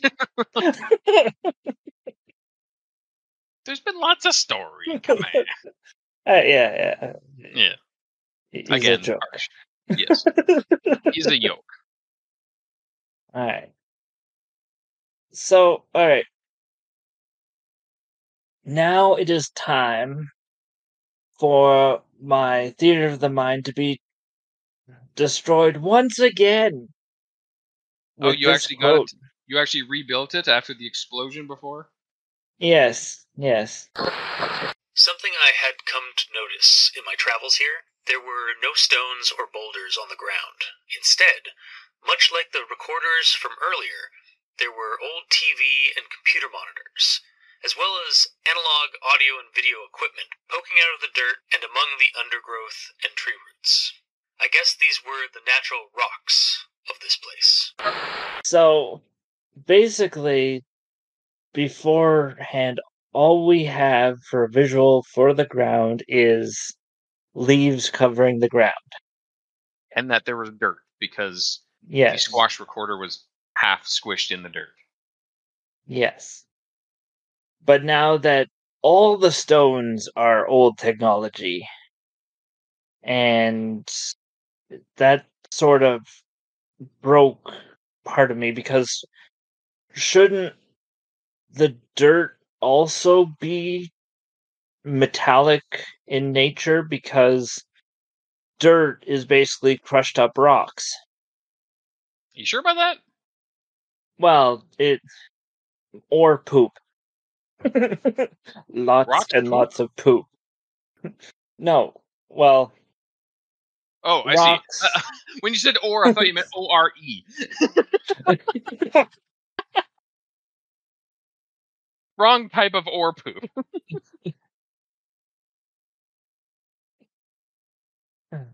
So, basically, you have a poopy landfill of technology, Mm-hmm. which, again, I had to recreate my theater of the mind, because this has been going on since the beginning of the story. It's just, he's just mentioning now. Well, yeah, but he's not saying that the dirt is poop and or is technological stuff. He's just saying that all the rocks and stuff are. Yeah, but if you go out into the forest, there's a lot of rocks and things out and about, and even small stones Yes, but in the he is not. forest. Yes, but he is not necessarily in the real world. So Yes. real world logic doesn't necessarily apply. And it's entirely possible that in this world that he's in now, it was a world that was just covered in dirt, and trees grew out of the dirt, and then through the years of podcasters extracting stories and stuff like that, and getting lost in here and getting their shit broken in the dirt, that's how all this stuff came to be, all the tech laying around. Like Cultist Recorder at the start breaking and being left on the ground, that's the same as all of the other ones he's coming across. These are all different people who have been lost to the backlogs. Ah. That's one way to look at it. Well, it's just the description of the land. Mm-hmm. Like, he describes that he goes up a hill, Yes. or all these things are on the path, and all this, and there's no mention that there's more technology just sticking around until we get to this quote. Yeah, it's weird that we get to entry 3 before the ground is described that he's been walking on this whole time. Yeah. You're not wrong. That's my main issue. Especially since, like, early on, he, like, sat down next to a tree to take his breath. You don't think he would have noticed this when he's sitting on the ground? Mm-hmm. Yeah. So yeah, you're right, but also he's under distress, being chased by vlogger and blogger. So that's true. I don't know. Yeah. All right. And I'll bring up this quote again because I feel like it. That's a good enough reason as any. I began to slow. That hum from the stones and other unpleasant hollow earth sounds were all around me. So, as my quote is here, at this point I didn't realize he was going fast, and the last mention of movement is about crouch walking, which to me means he's already moving slow. Have you ever seen him crouch walk? He can zoom. Oh, he can he? Surprisingly, yeah. He can move faster crouch walking than he can standing. Oh. All right, it's really a spectacle to see. You should ask him to do it next time you see him. He'll totally do it, I swear. Wink! Alright. And now it's time to be some more critically selling. Good. Eventually I saw the light at the end of the... And it was like, the light at the end of the story? No, that's not a saying.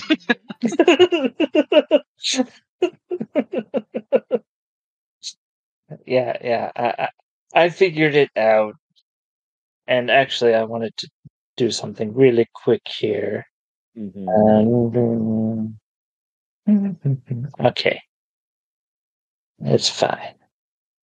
All right. I just wanted to make sure that tunnel was mentioned. Okay.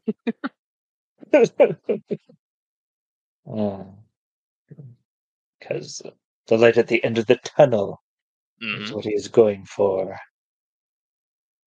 But You didn't want honestly, to say when it, I though, because it's akin to saying I'm about to die. yeah, Which could have actually but happened, yeah, it's true. because you got attack right there. All right. So my next quote here. I still ended up getting a nasty gash on my upper arm, and immediately dropped the lantern that hand was holding, as I frantically weaved and ran by. So it's tied with this other quote. The wound wasn't deep, but I held it tightly with my other hand, and tried to see where to go. So it doesn't matter that that arm was the one holding the lantern. Hey, He could just said that that I dropped a lantern and because in the next scene he's moving his other other hand to hold on to his arm because it hurts, so he's basically freed up his hands to hold on to his arm.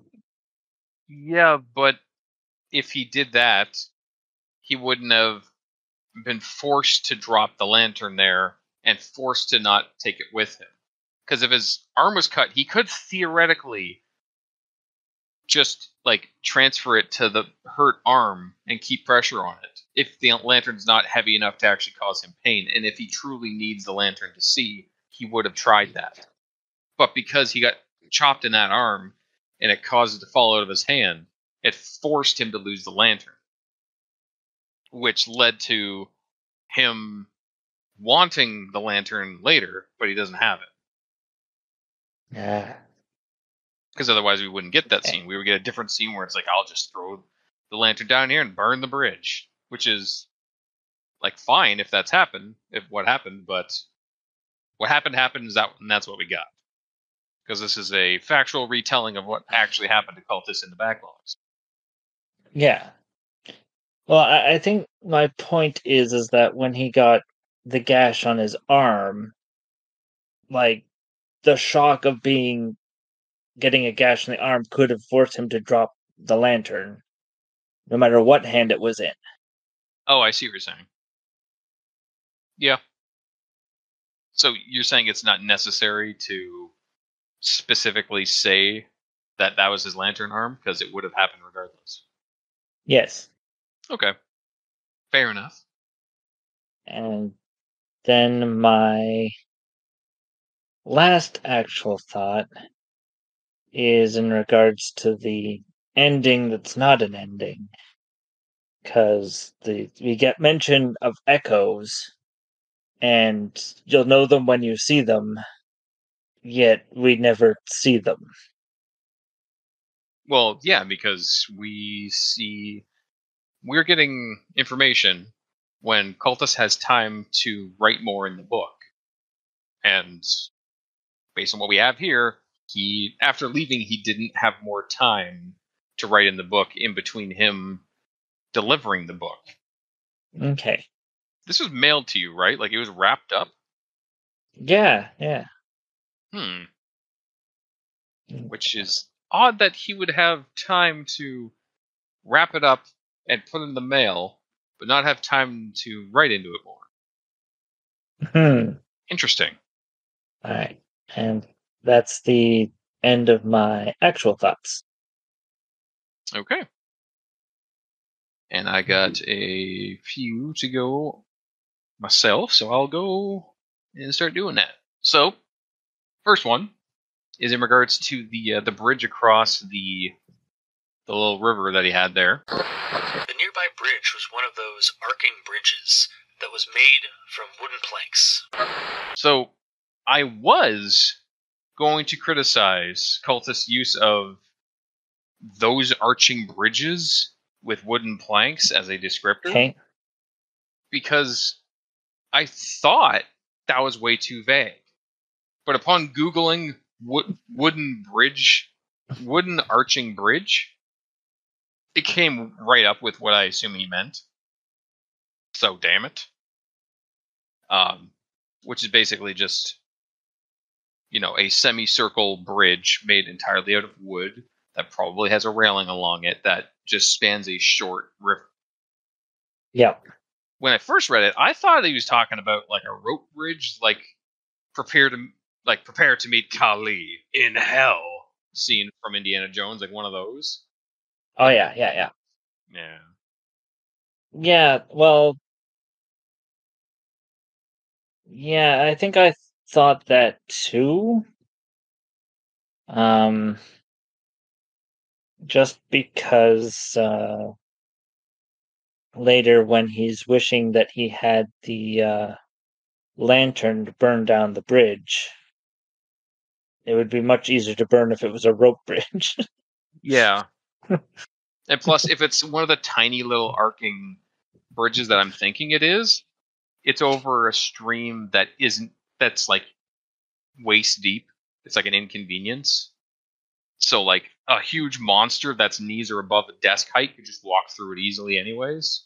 So if it was over a huge crevasse and a rope bridge, that would be better. But like this vague descriptor isn't technically good enough. Like you can Google arcing wooden bridge, and it comes up with bridges, and I'm assuming it's one of those. But because you and I both thought it might have been a rope bridge, and he was misspeaking, I don't know. Maybe it was. Because for me, when I first read it, and me being a little confused at the start with its vagueness, I viewed it like saying, it's like if I said, I bought one of those electric cars. Like, me saying that, sure, you get some information, but can you tell me right now which electric car I bought? Go ahead. The ones with those backup cameras. No. It's a 1997 T0, actually. Look it up.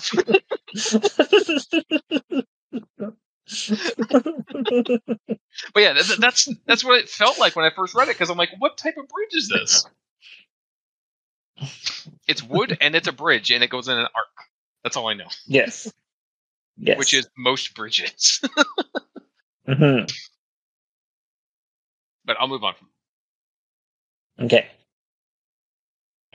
We get to Nair being dead, looting the body, getting loot, and it says the bills were company money units, about 15 of it in 1s and 2s and a 5. And then as soon as I read that, I'm like, great, you have enough money units for information on how to leave and get corn nuts.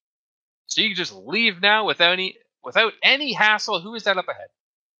It's never that easy, is it? No. It would have been like half funny, half disappointing if you just like, 15 money units. He just and just walks out like nothing bad happened. Yeah. What I assumed was going to happen was he was going to hear something up ahead and he was going to go investigate.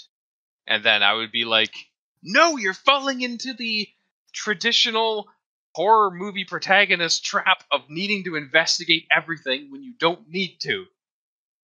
I thought that's what's going to happen, but no. Something more quote-unquote realistic happened of him immediately running away from something scary. But he does do that. He runs away, gets outside, gets slapped with an axe a little bit, and falls down the hill. Yeah. And says, I just proceeded to eat dirt, rolling and skidding a quarter mile of the way down the bridge, is how I read it. My mind auto-completed the quarter of the way to quarter mile is how long I envisioned him sliding down a hill.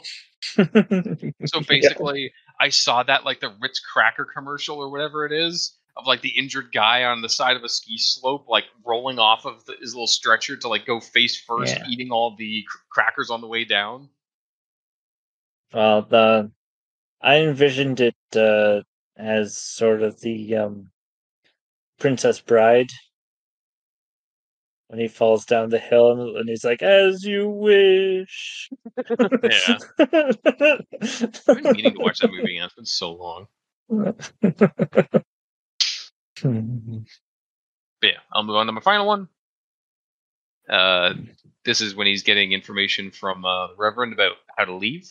Follow along the stream back to the old tracks, into some of the oldest parts of the Backlogs. Then, from there, follow the tracks in the left direction. Them tracks go over the stream, so go left of the stream. Follow them for a spell, and you'll make it back to where you came from. And for that, I was like, I always knew it. Left was always right. Which is... Are you not aware of that in-joke either? No. Really? God damn it, there's so many like D&D related in-jokes you're not privy to. So, me and Captain Solenum are both left-handed. We are southpaws. Yep. And we have a running joke that whenever we get to a decision, like a fork in the road, where it's like you can go left to go here or go right to go there, we always say left is always right. Mm-hmm. And it has not doomed us yet. And even in this story, it's the right answer. Left is always right. And like double left as well. It's like, okay. Very left happy. The real question is, was he given directions to Left Town? He probably was. You're right. So that's probably where he is then. Yeah. We just got to figure out how to get to Left Town. Fuck. We cracked the case. We don't need no police. We can find them ourselves. Mm-hmm. Although that's an effort. We could just tell the police to go to Left Town. That's true. Yeah. But then they'll just say, "Get out of here." What are you talking about? Get out of my police station. You're crazy.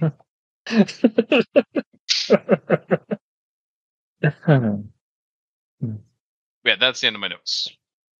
All right. On to So, final recommendations. Yes, final thoughts. Recommend that we find him. That's the first.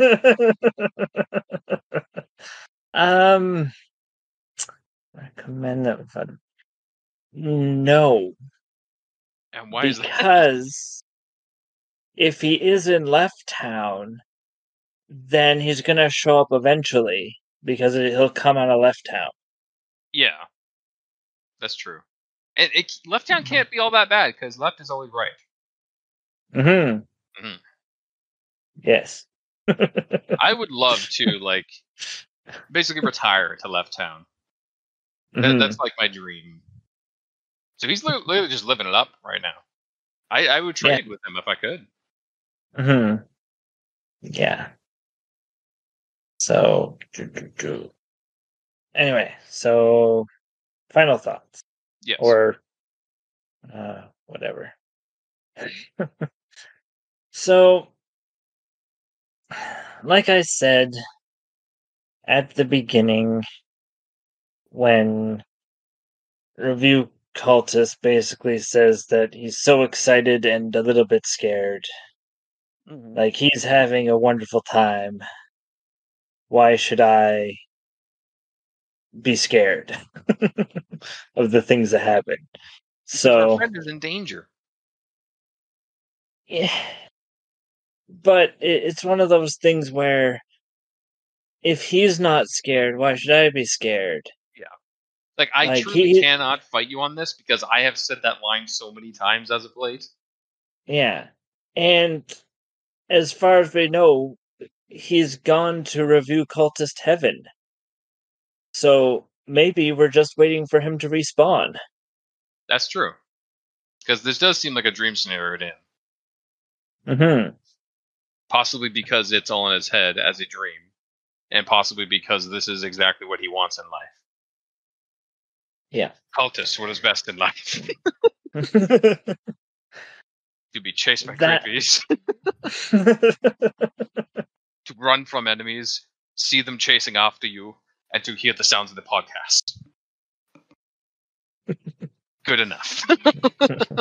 Because it's not really the lamentations of the podcast. No, there's no lamentations on those podcasts.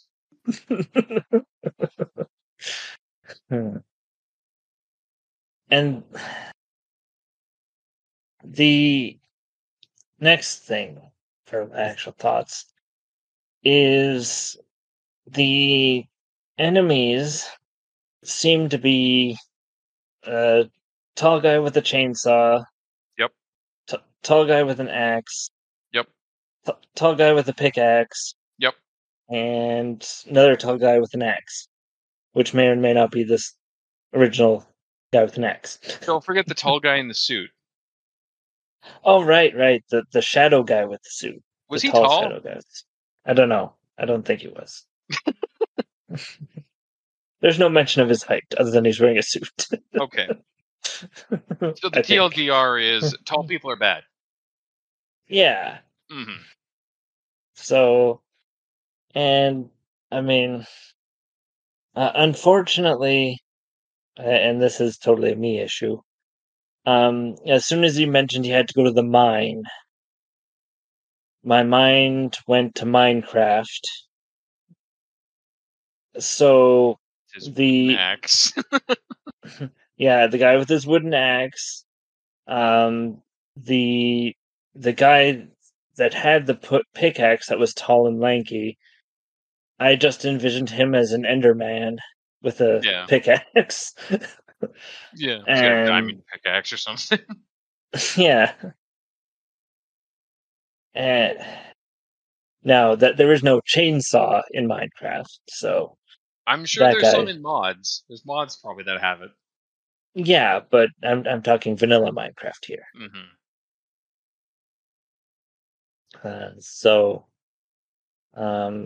Yeah, that sort of took me out of it, and I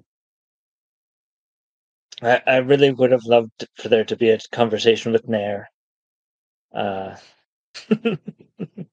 Yeah, but I mean, at least we didn't get to see Nair's face. That's true. Yeah, that is fair. Mm-hmm. Because Nair. You know that. Yes, it is Nair. Mm-hmm.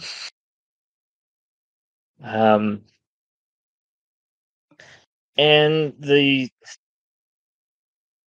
other issues of having my theater of the mind keep exploding and having to be rebuilt because something as simple as the ground wasn't mentioned until the third part of what the ground actually looked like once you got beyond the leaves. Yeah. And as we stated before, mentioning that it's perpetually dusk sooner would help. Yes. If it said the dusk stuff right in episode 1, the Phantom Dusk, and also mention the broken stuff as rocks and stuff, all that should be before he runs into anything. Like, just when he's getting his bearings, he should be noticing these things. Granted, the Eternal Dusk would be like, okay, I've been walking for a few hours, it hasn't gotten dark yet, what's going on? But when he first, quote-unquote, spawns in this world, when he go blaz into this world, he should immediately be like, where the hell am I? I'm in a forest, it's dusk. Okay, what the fuck? And he gets up, oh shit, my recorder's dead. Wait, why is that rock right beside it also... Like, why is there another recorder there? And another recorder there? Another one there? There's a TV there. What the hell? Like, there's a natural way to flow into building the scene that isn't done. And I agree with you 100% on that. Yeah. So, with all that said, Unfortunately, I cannot recommend this story as a story.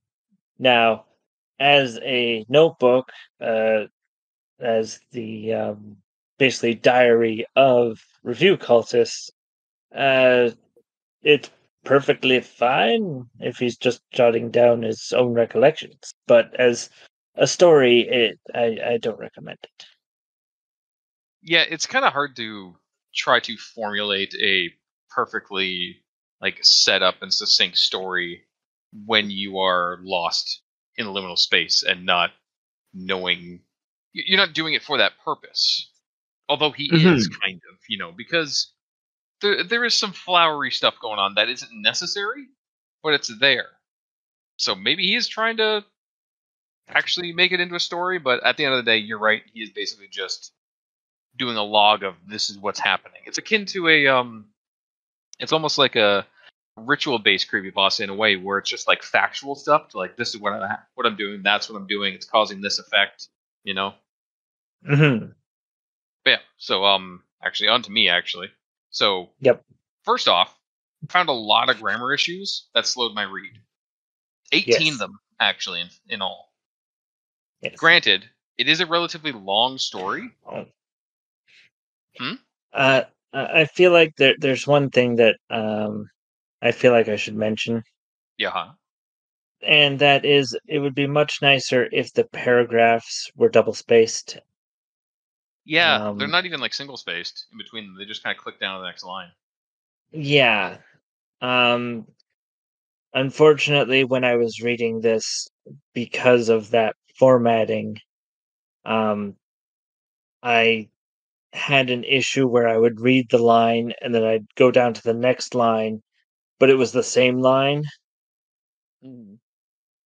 So I'd reread part of it and be like, oh no, I'm supposed to go down a bit further to finish the line that I'm reading. So, granted, and then, there's only so much room on this actual physical notepad that we're totally reading this off of. So, oh yeah, that is true. I mean, so he only had so much space. Yeah, and I mean, he did the best he could with space. So yes, but if this was in a document on a computer, perhaps to go onto a website or something, extra spacing it would be nice. Yes, for sure. Yes.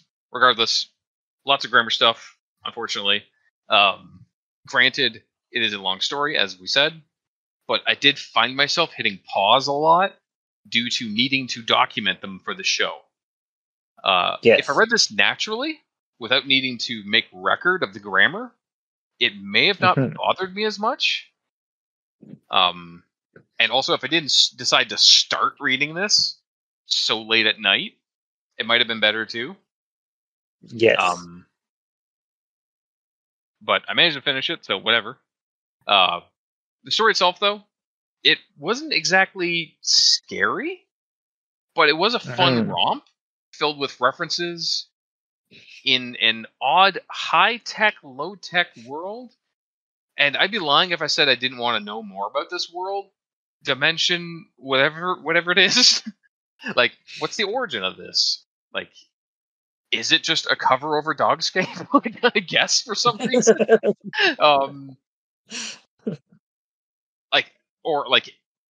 Do all long-running podcasts also have backlogs dedicated to their shows in their own universe, or are they all in this one section of the backlogs, and like everyone's podcast comes from these trees, and they're all connected in some different way, or like these different backlog universes are all trading amongst each other, like they have some like actual system going on, because they have like currency and all that, and they're mining something for some reason. So it could be possible that they're all keeping each other like funded in that way. I don't know. Or like maybe these are all just separate prison-like dimensions that just all these creatures live and survive in them and all that. I don't know. But as I said, it wasn't exactly scary. It was a slow build to a high-tension chase, yes, but it was more along the lines of an action horror. Not that that's a bad thing. Not that there's anything wrong with that, of course.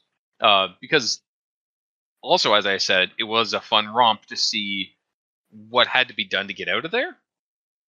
Again, it's fun from my view, from Cultist's view, while he's in there experiencing it. I'm sure it's not as fun. It's probably hell. But I'm a third-person observer to this happening to him as a guy who says that, thanks, I'm happy to be here, basically.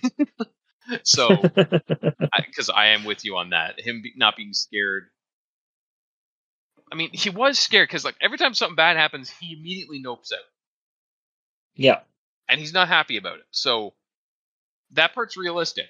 But the fear isn't really rubbing off on us as much because there's no effect happening from the fear that keeps happening to him. It's like, scary things happen, run away, okay, I'm done. Scary thing happened, run away, okay, I'm done. But there's no consequence. Even to like his mind. Like, it doesn't have to be a physical consequence like the cut he got, just something like emotional to him, like in his mind to this happening, you know? But all in all, I do feel that it was a bit too easy of an adventure for him, mainly because of how easily Cultist was able to walk and run for miles and miles, which even I would struggle to do, honestly. And then also at the end of that huge walk and run, also dodge dozens of attacks with hardly a scrape. The monsters, granted, weren't described to be fast. Actually, Nit was actually described to be like slow and lumbering, but he attacks fast. So maybe the other big monsters are also slow. So like I give it a pass as to how he could potentially outmaneuver them if they're all slow lumbering guys that are basically like relentless, but they're slow, you know, which is a concerning thing to be chased by, something that is unkillable and slow, but it continuously comes after you, you know. Yeah. But basically, but go ahead. As you said, that doesn't happen. Like, they don't continually go after him. The only one that might go after him is the blogger, where the guy with the axe, because another guy with an axe shows up later, which it can be assumed that's the same guy, but we don't get that. So it was, when I read it, it was a completely different guy with an axe. That looked exactly the same. Yeah. Except for the beat, but yes. Yeah. It did seem like basically he runs into them, he gets away from them, and then they don't chase him. They might be chasing him, but they're just slow at it. Hence why it took a blogger so long to get to him.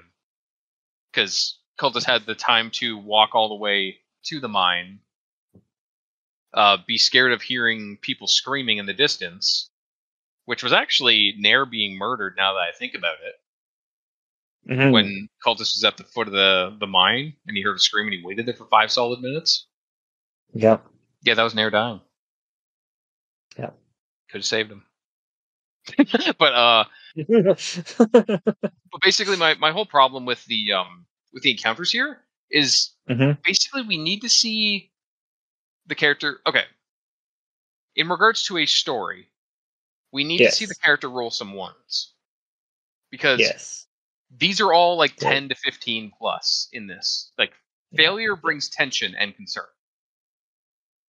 Yeah, and that's one of the things of a story, is that the character has to suffer hardship or a defeat so that they can rally against whatever the big boss is, type thing.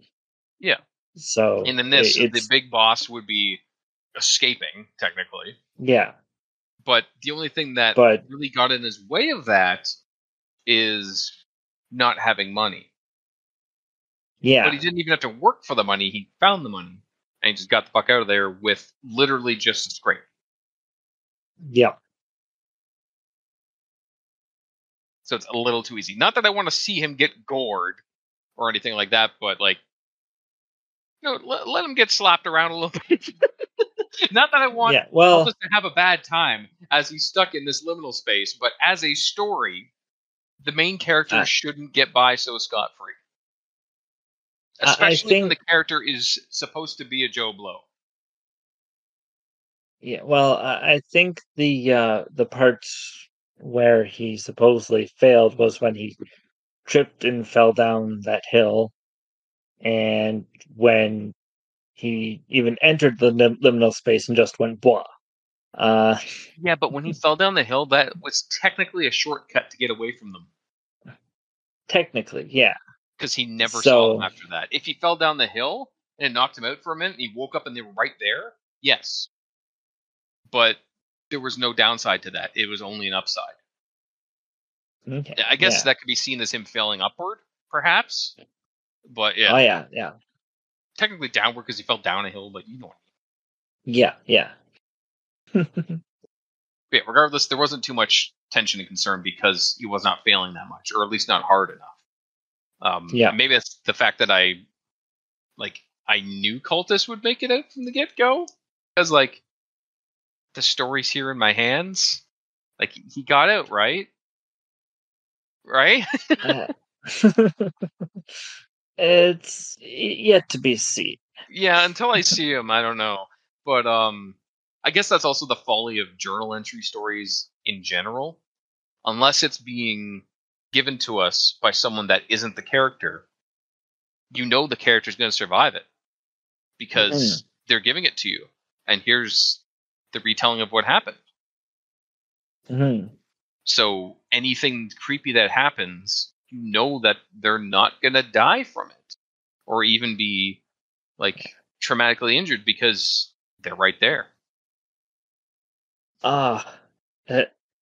It just occurred to me to look at the back of this package. Uh-huh. It came from Left Town. Did it? Yeah. Okay. Well, now we know. Yep. We got somewhere to start now. Mm-hmm. That being said, okay, story itself, though, I still haven't given my recommendation. Yes. As a story, I'm still going to partially recommend it just because it was fun to see the character go through these things. Yes, there were 18 plus grammar things, because those are just ones I found. And yes, it was too easy for him, but it was still an enjoyable read. I didn't hate reading it. I hated the idea that Cultist is potentially dying out there as he's stuck in a liminal space with me not able to help him.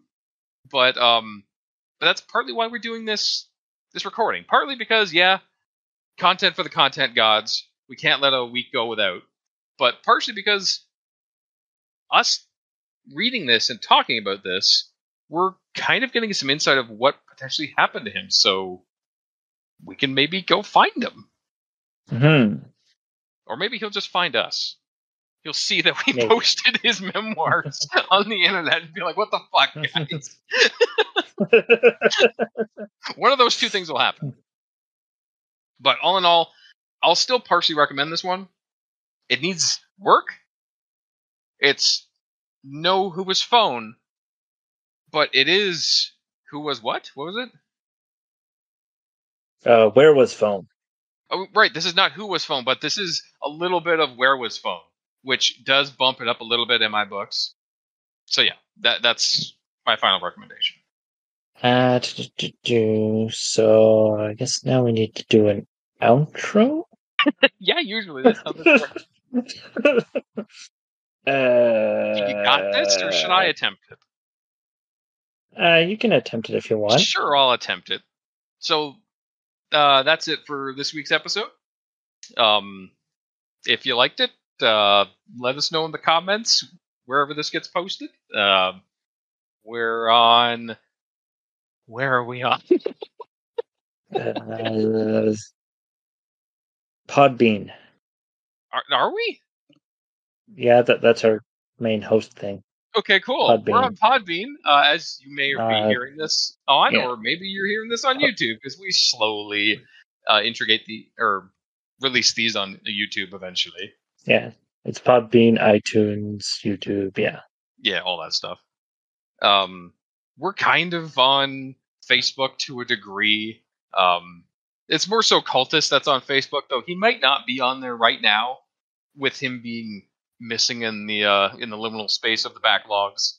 But we are questionably on there at Mike E and me at the Gamer in Yellow, but there's no W on the end because Twitter/X doesn't let me have my name that long.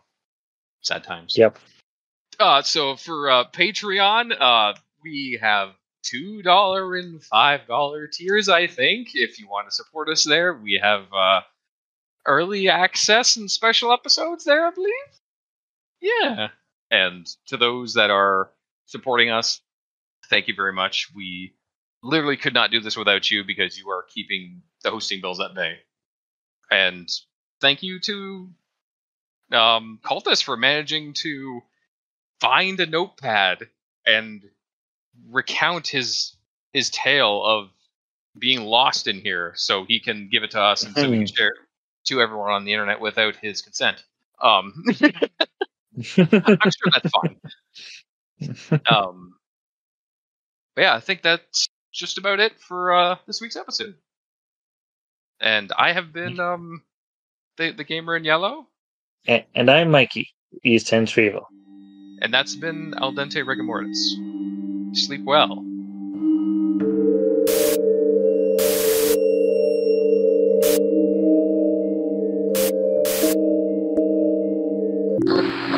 So guys, it's been fucking 10 years since we started Al Dente Rigamortis. What do you guys think about that? That we've been doing this for 10 fucking years. Kind of insane that it's a decade long and we're episode what? 520. Yeah, I literally just looked this up. 5 something for sure. 527 is this episode. Yeah. Yeah. Like Jesus fucking Christ. Well, I mean, there's endless creepypastas out there, so there's endless episode content. And like this all started because I became just enraptured with a couple of certain creepypastas, like in like college and like during while I was at work with some work friends. Like we're sending me or sharing with me some creepypastas. Like, and like it was fun, of course. Well, of course, but like 1999 and Candle Cove, and like that was really the descent into the madness that became Al Dente Rigamortis. So they are the reason we're here. Yeah. You have my buddy Lee to thank for this. I'll call him out. You just did. Yeah. But yeah. Anything you guys want to like bring up about the last 10 years? It's been kind of nuts. Like from the get-go, it's not necessarily something I would have enjoyed doing. Like at all. I'm not gonna lie. Because like I'm not super hardcore into horror. And I'm not the smartest tool in the shed. That's the term, right? Yeah.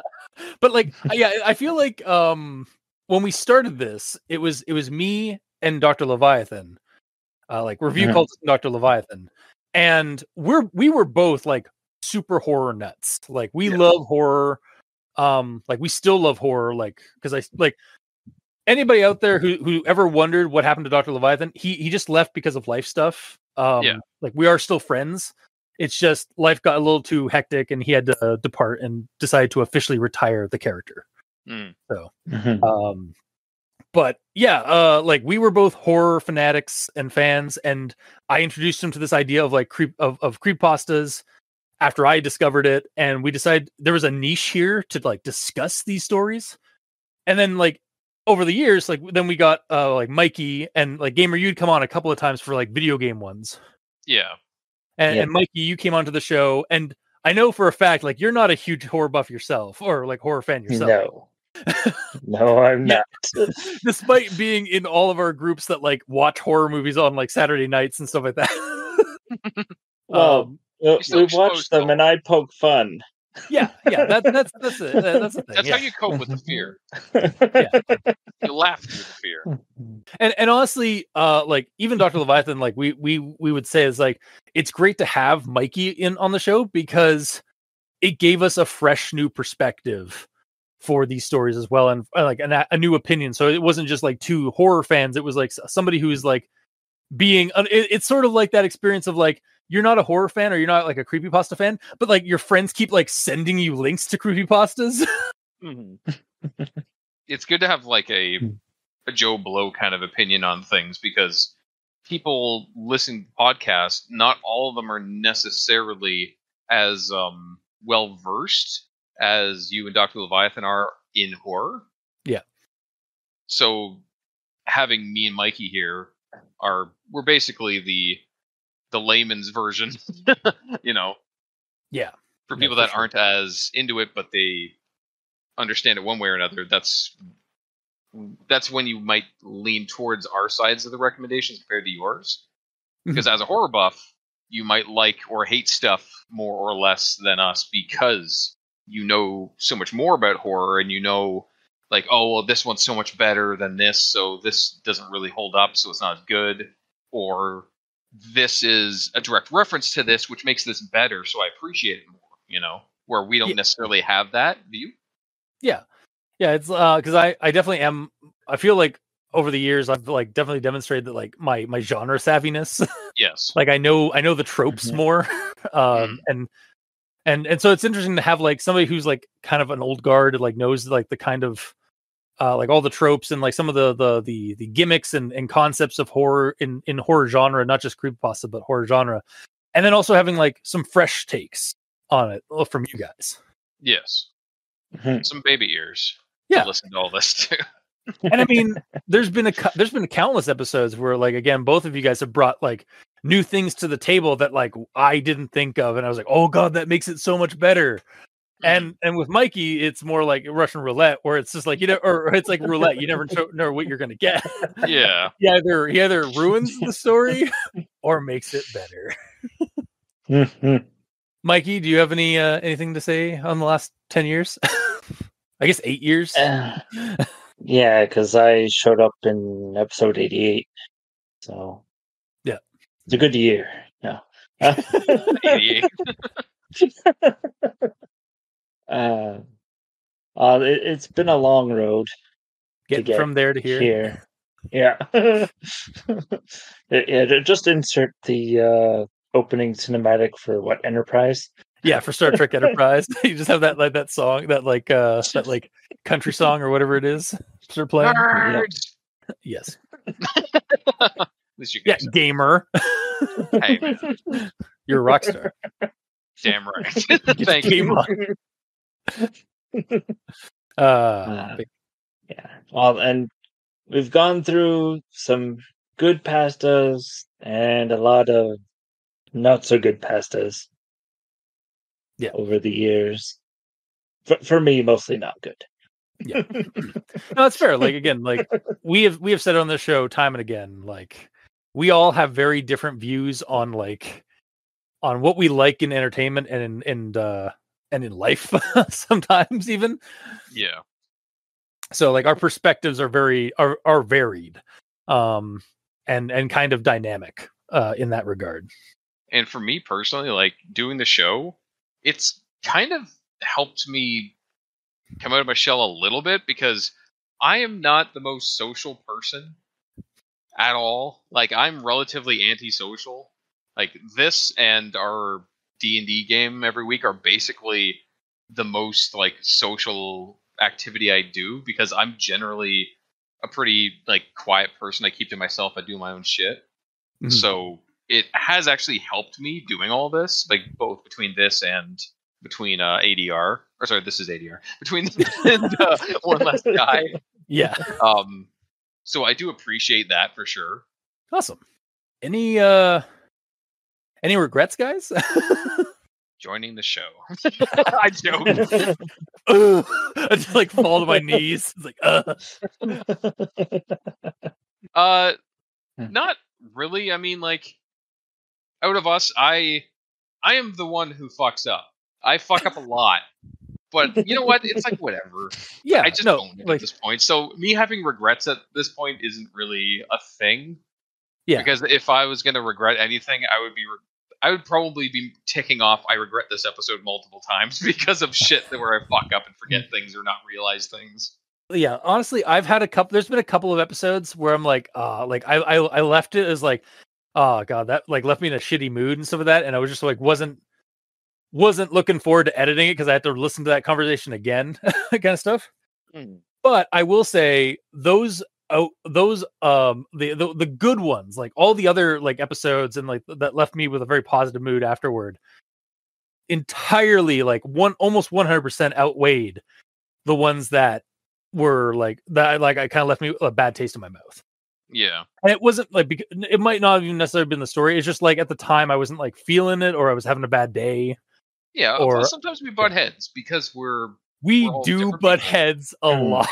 Yeah, yeah. We don't butt heads a lot. Fuck you. Fuck you.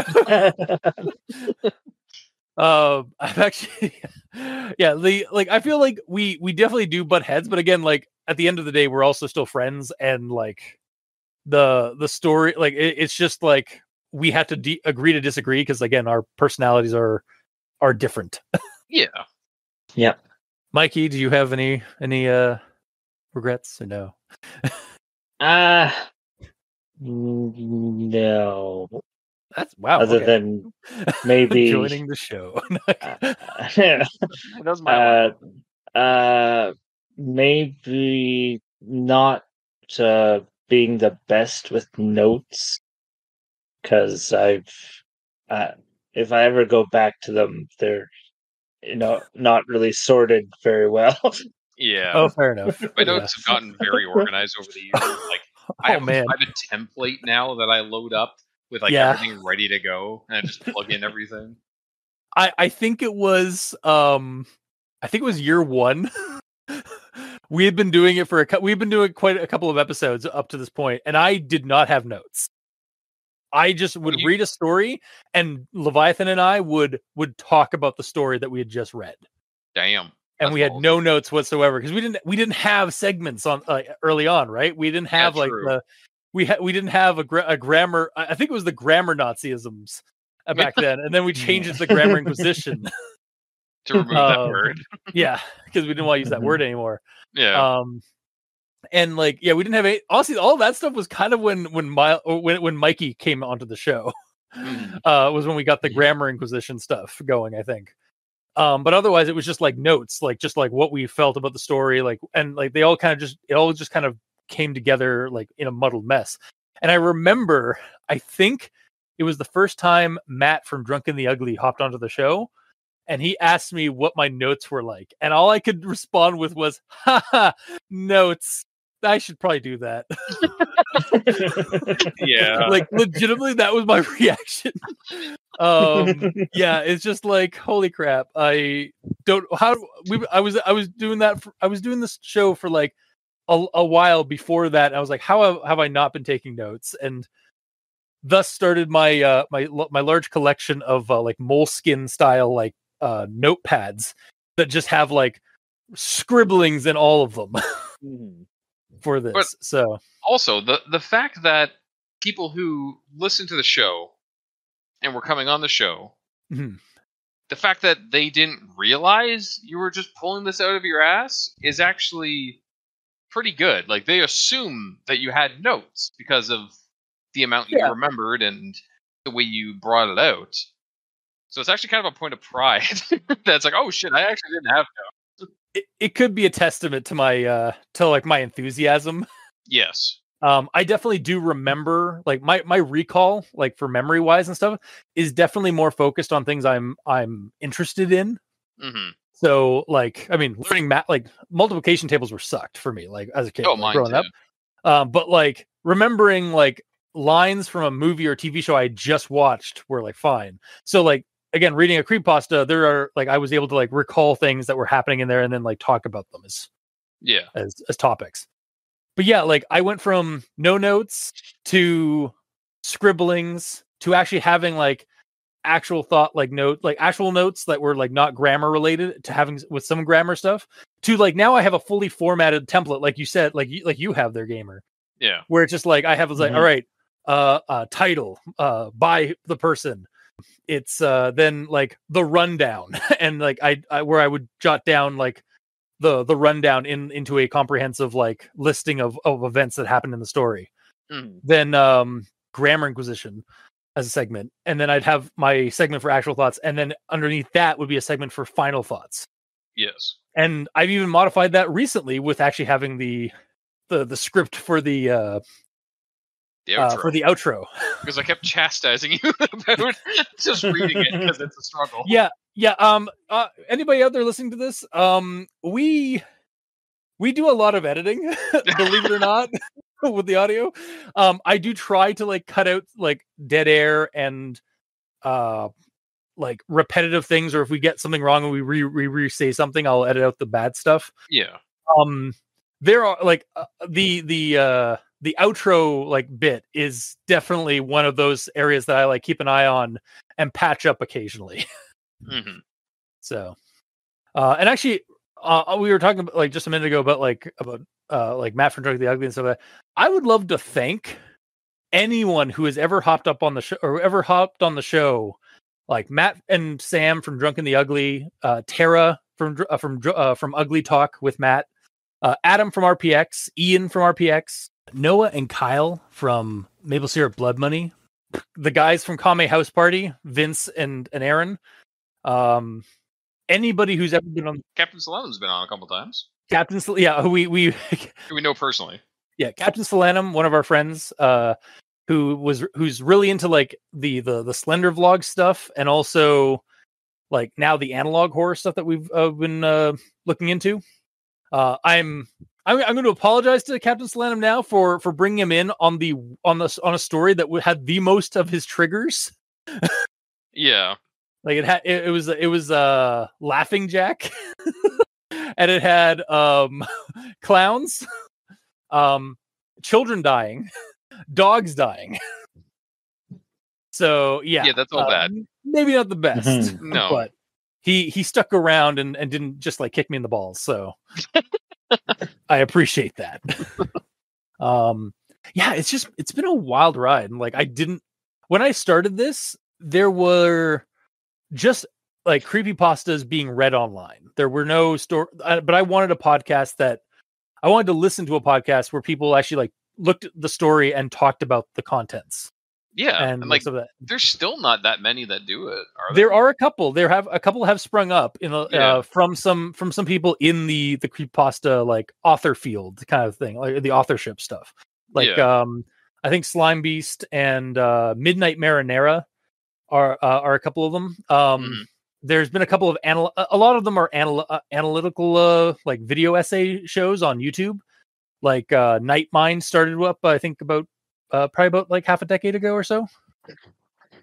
But yeah, there's quite a lot of them now. Like they're popping up here and there.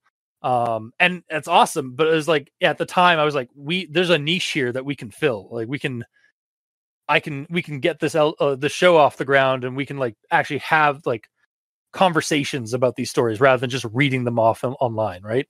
So I have a question for you, Cultist. Yeah. Do you have a regret, specifically the title and purposefully misspelling rigor mortis? Absolutely not. Was it purposeful? I have no idea, honestly, at this point. I think it might have it might have been purposeful because of like because I was trying, it was actually not like, so it's al dente rigamortis, and riga is riga rather than it should be rigor as in ig or rigor. Yes. But I think so here's the meat and potatoes of it. Mm-hmm.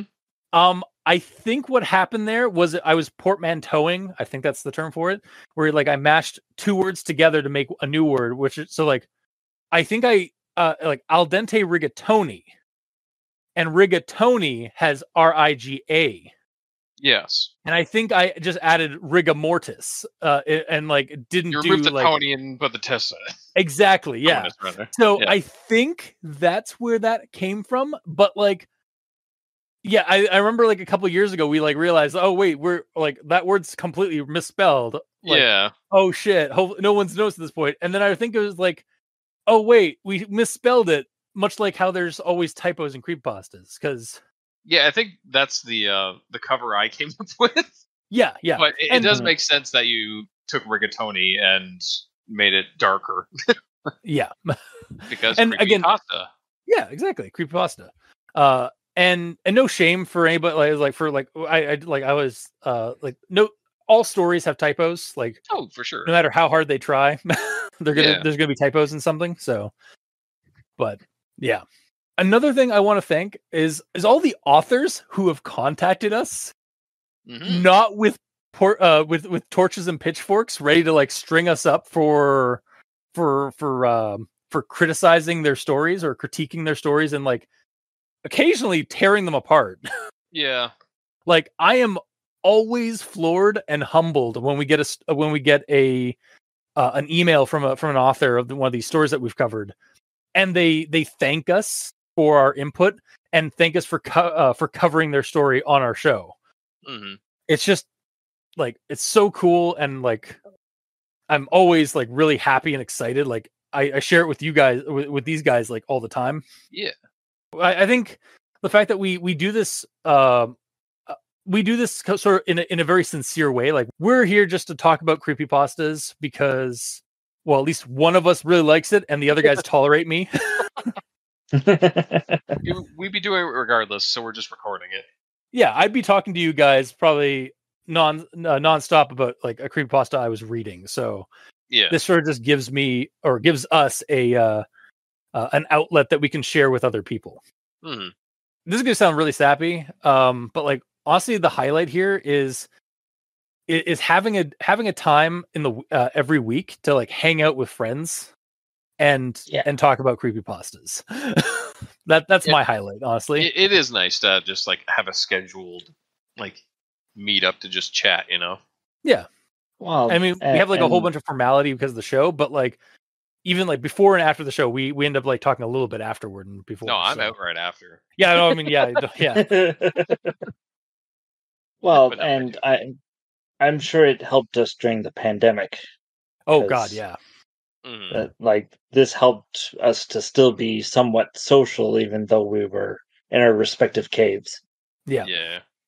I think RPX Adam and I had a conversation about it where it's like, thank Discord and the guys behind the Craig voice bot, like recording voice bot, and like for Alistair and Craig and the Jark bot, because like if those did not exist, our means of like podcasting and like keeping in touch and stuff probably would not have really existed, or at least been as readily available.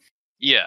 Like you'd be having to do it through much more difficult means. Oh yeah. So I think, and this kind of spawned after like Mikey came back onto the show and stuff.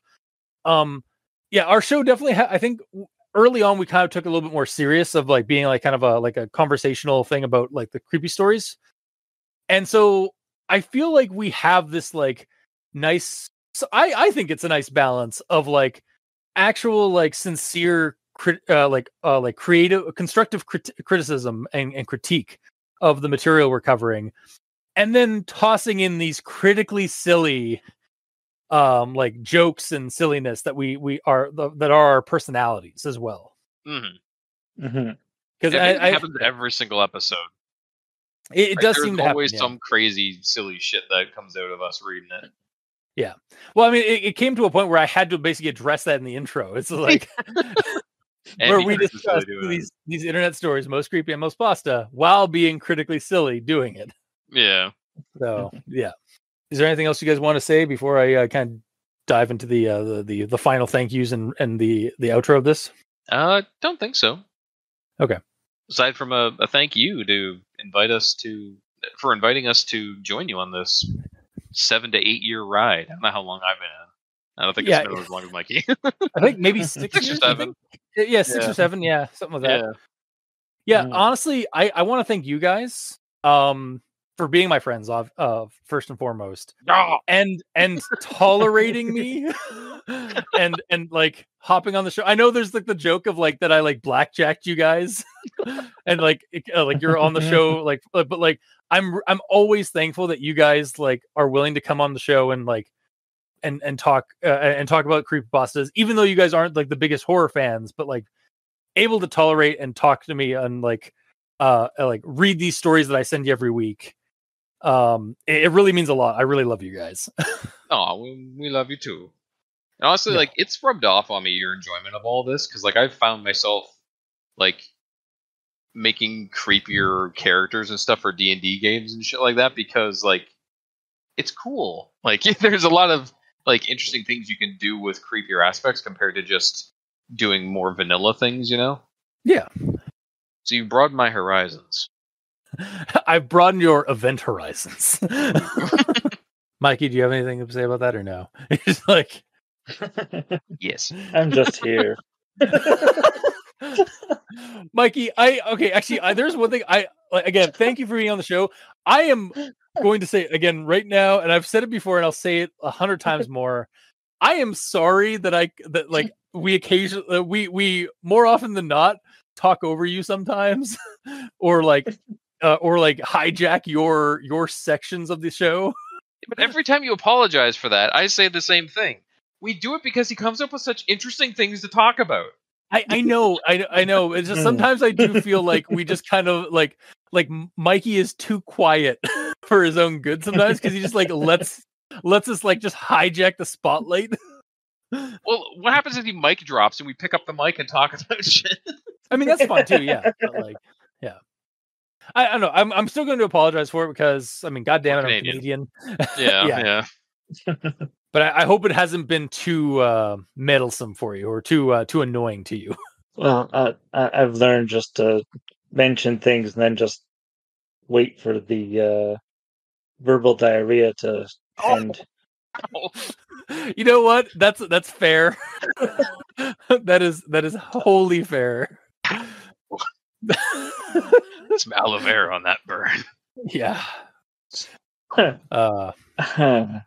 And I guess also thank you, audience. If you're still listening to this, thank you for downloading this or streaming it or wherever and listening to us ramble and rant about various creepypastas for the last 10 years. And I think this is a good time to I think finally sign off for the final time. No, I'm kidding. Now that we've scared you. Yeah. Yeah. I was almost free. Wow. Almost. No. I don't know what the future holds. I mean, I'm gonna keep doing this as long as I can, honestly. Mm-hmm.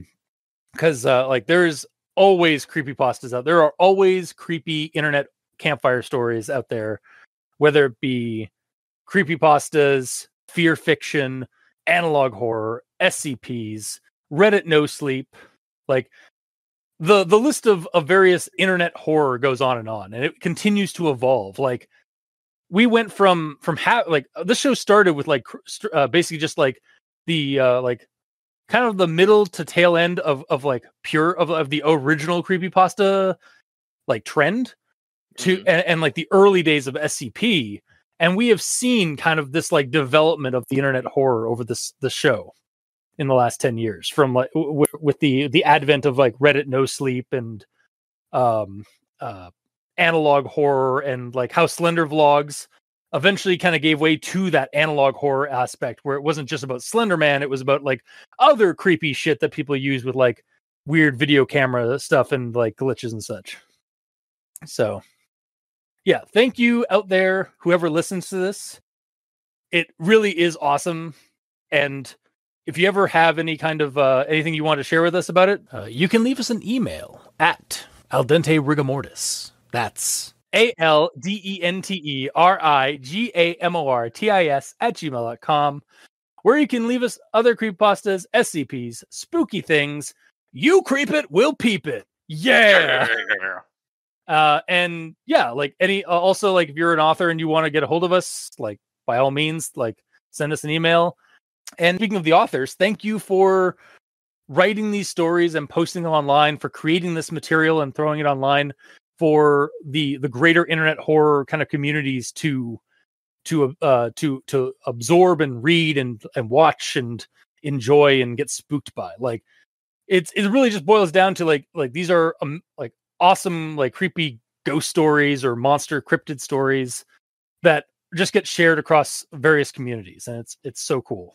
So yeah, I guess here's to the future, guys. To another 10 years. Cheers. Yeah. Until next time. Sleep well.